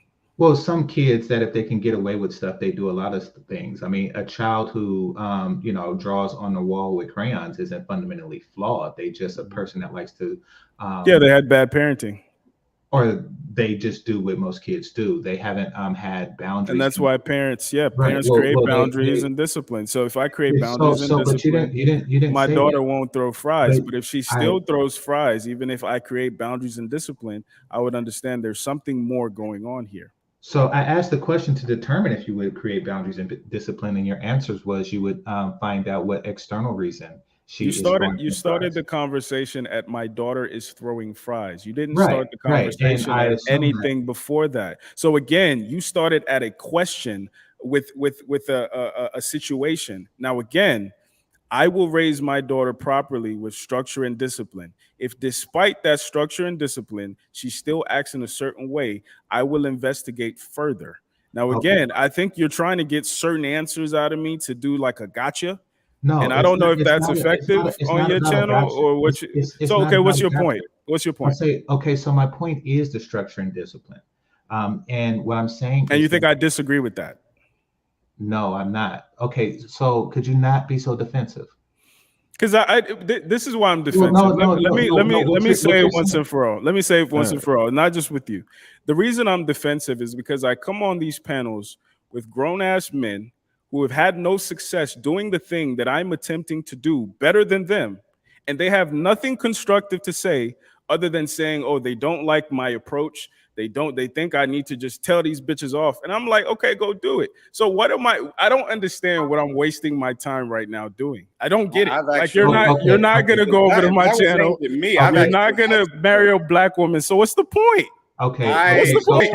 brother, If that was brother, aimed at me, Nate, I've Nate, can I raised. finish? I had Nate, custody of my daughter when she was Can I 2. finish, Good Nate? for you, Hold on. brother. Nate, Good Now for I you. raised my daughter by Nate, can I myself. finish? Good for you. Easy. Okay, all right. Both of Good for y'all, both of y'all be cool. These are I'll go ahead. kids, man. This is I'll make the ridiculous. correct. Go ahead. I'll make the correction for you, Nate. Nate was married to a black woman. After the marriage, single father, raised 2 wonderful black children. And I'm pretty sure his preference is to be with a black woman. I think that's Game Changer's preference as well. The other things you said, I do 100% agree with, but just you categorize Nate and Game Changer incorrectly. They're not, the SYSBM crowd. But I do agree with the other point that you made. GC, go ahead, wrap it up real quick. Shout out to Courtney Michelle. Appreciate you coming through. Freeman's Journal. Shout out to you, Leo Anthony. Deanie in the building. Shout out to you. He said, I support the balance you bring. I think Clarence Jr. sent a super chat. I didn't even save that one, but shout out to Clarence Jr. Shout out to Ernest B. He said, we need to talk to himself, SYSBM, and I could prove it. Let me in the chat, Mr. Riley. I got a white wife, according to another so chat. they're saying you got a white wife. All right, I'm not gonna dignify that rumor, but all right, this cool, is cool, high cool. school, man. This shit is. All right, I know that. I don't know. Well, I see him around. But no that. But anyway, all right. Look, we about to wrap this up. I'm gonna go to Hood Conservative real quick. I'm damn near scared to go. What'd you see? No, I didn't get to finish what I was saying. Little Big Nate interrupted me. Quite all right, rudely. go ahead. Okay, thank you. That's what you're saying. Okay, thank you. So you come on, you admitted that you came on with preconceived notions and that you feel that our methods are inferior and you don't know why you're talking to us. Which means that when I ask a question, that is what's causing a lot of the defensive behavior. What I was trying to get from you with that line of questioning was what you agreed to is boundaries have to be set. Now, with these new freedoms that are given to them, and to your defense, by white people, there's no boundaries that are being set. So we are dealing with someone who's very similar to a child that's throwing French fries, who never had any boundaries because who's going to check me, boo? And we also do not have the authority to impose boundaries on them. So the result of that, I think that a lot of men would just ignore somebody like that because they are taking advantage of a system that does not place boundaries on them, and they don't have the authority to put boundaries on them. So the final option for them is to simply leave. So yes, we do agree that the problem is lack of boundaries. All right. Hood Conservative, go ahead. You got your first and last words before we get the hell up out of here. Go ahead. You got the floor. You got the mic. Yeah, what's going on, y'all? I've just been listening to the whole thing for a little while in and out, and I get why you're defensive. I understand it. You kind of came into the lion's den, so to speak, so it is what it is. But I would like you to respond as at least my observation of what's going on here. I think what I hear coming from you and your and you describe, instead of black women having to submit to black men to work things out, black men ultimately are required to submit to black women to work things out. And I think no matter how you try to reword position, that's what it ultimately boils down to. And I think that's really where the frustration comes from on my side of the argument. It's this feeling that we have to submit. After all this, we have to submit. Oh, is that your question? I want to I make sure. suppose that. Oh, my fault. I think I accidentally. Yeah. Wait, Sure no, I got think it he out. muted himself. Go ahead. Go ahead and respond to Well, that. I know it wasn't a question directly, but I wanted you to respond to that I did. That's what I think is going on. It's like you're asking us to submit to solve the problem with women instead of the women submitting to solve the problem. I feel like that's a non-starter. Do y'all watch his show? Like he talked to the women We're not about talking submitting about to the men. show. No. I am not talking about the show. I'm talking about the conversation today, right now. Oh, okay. So Okay. Go the ahead. conversation right now, I'm attempting to add nuance and additional perspective to things that I regurgitate daily. And that's what's also frustrating, because some of these points that you guys are making are points that I've made during my show to women. So it's like you're preaching to the choir. But I do not believe black men should submit to black women. I believe black men should submit to a purpose, should submit to a mission that is greater than the individual. And for me, that mission is rebuilding our community and rebuilding our women. Because again, uh, and I've been telling women this, if these men keep saving themselves, y'all are going to lose. Women are going to lose. So again, I want black men who prioritize purpose and prioritize the bigger mission of a black community and a sovereign black community. But I don't believe that means submitting to women. Do you think black women should submit to black Black men? men, absolutely. Okay.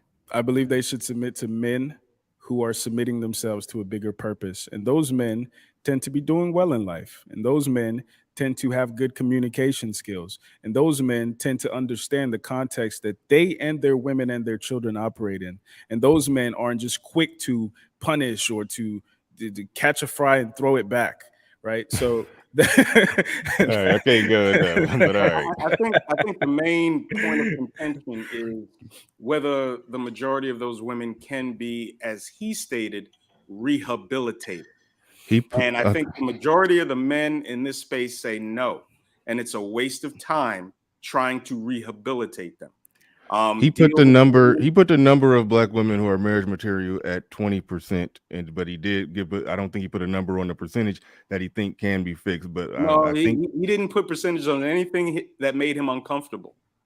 You know, right. It's just the truth. And okay. You know, the question is, do you waste time rehabilitating them, or just we simply lay out what the rules are to engage in this game, and the women who want to play will play, those that don't, to hell with them. In the words of Kevin Samuels, we can walk and chew gum at the same time. I hear you. All right. We going to wrap it up. Well, one more. I do got one more question. You do talk about how how white supremacy affects the behavior of black women. That's the one thing I vehemently disagree with you on. We free in a free country, as free as people has ever been. So I disagree with you on that one. But do you make the same things as far as the behaviors of black men that white supremacy is affecting the behaviors of black men? Do you give the excuse to black men for their behavior being affected by black supremacy? I mean, white supremacy. Absolutely. Okay, so absolutely. All right, yeah. So you cross the board with the Hotep blame white supremacy thing. And that's the thing. Like, it's funny because I actually argue with actual Hoteps because I'm not as Hotep as they. Like, I end up arguing with everybody. But bottom line, this isn't like a philosophical thing. This is literally facts. The entire world is predicated on black dysfunction, and I'm talking about from the dollar.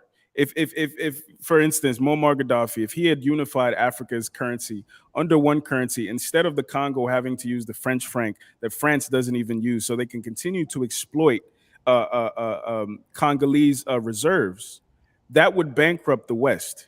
That would bankrupt the East. So again, when the rest of the world is plotting to exploit you based on your dysfunction so they can line their pockets, that is white supremacy. That is the white supremacy I'm talking about. Now, again, we don't understand how deep that goes, but in this country in particular, when we talk about the school to prison pipeline, Of course, they want black kids to go to jail. Because now that they're privatizing prisons, the more people that go to jail, the more free or damn near free labor they can exploit. And labor is the most expensive part of production. So again, this is deeper than just people are misbehaving. They're incentivizing certain behaviors to land people in certain situations that they can exploit. This country did not change since slavery, they just evolved. All right, we're gonna stop. We're gonna let the special guests have the last word on that one. I like to thank everybody who came through today. This was definitely a banger. I'd like to thank Allen Obi from the We Need to Talk channel. I recommend people to go watch and listen to it if you haven't been over there. Make your draw your own conclusions about it for yourself. Go check it out. But thank you everybody who's been on the panel, everybody who super chatted, like, share, subscribe, hit the speaking of cash apps, shout out to somebody sent a $50 cash app who I've never even seen before. Last name's I'll go A Speller. I don't want to give away a government name, but A Speller. Thank you for that $50 cash app. I do appreciate that. Appreciate everybody who participated in this in any way, shape, or form. And with that said, we are out of here. Peace. We gone.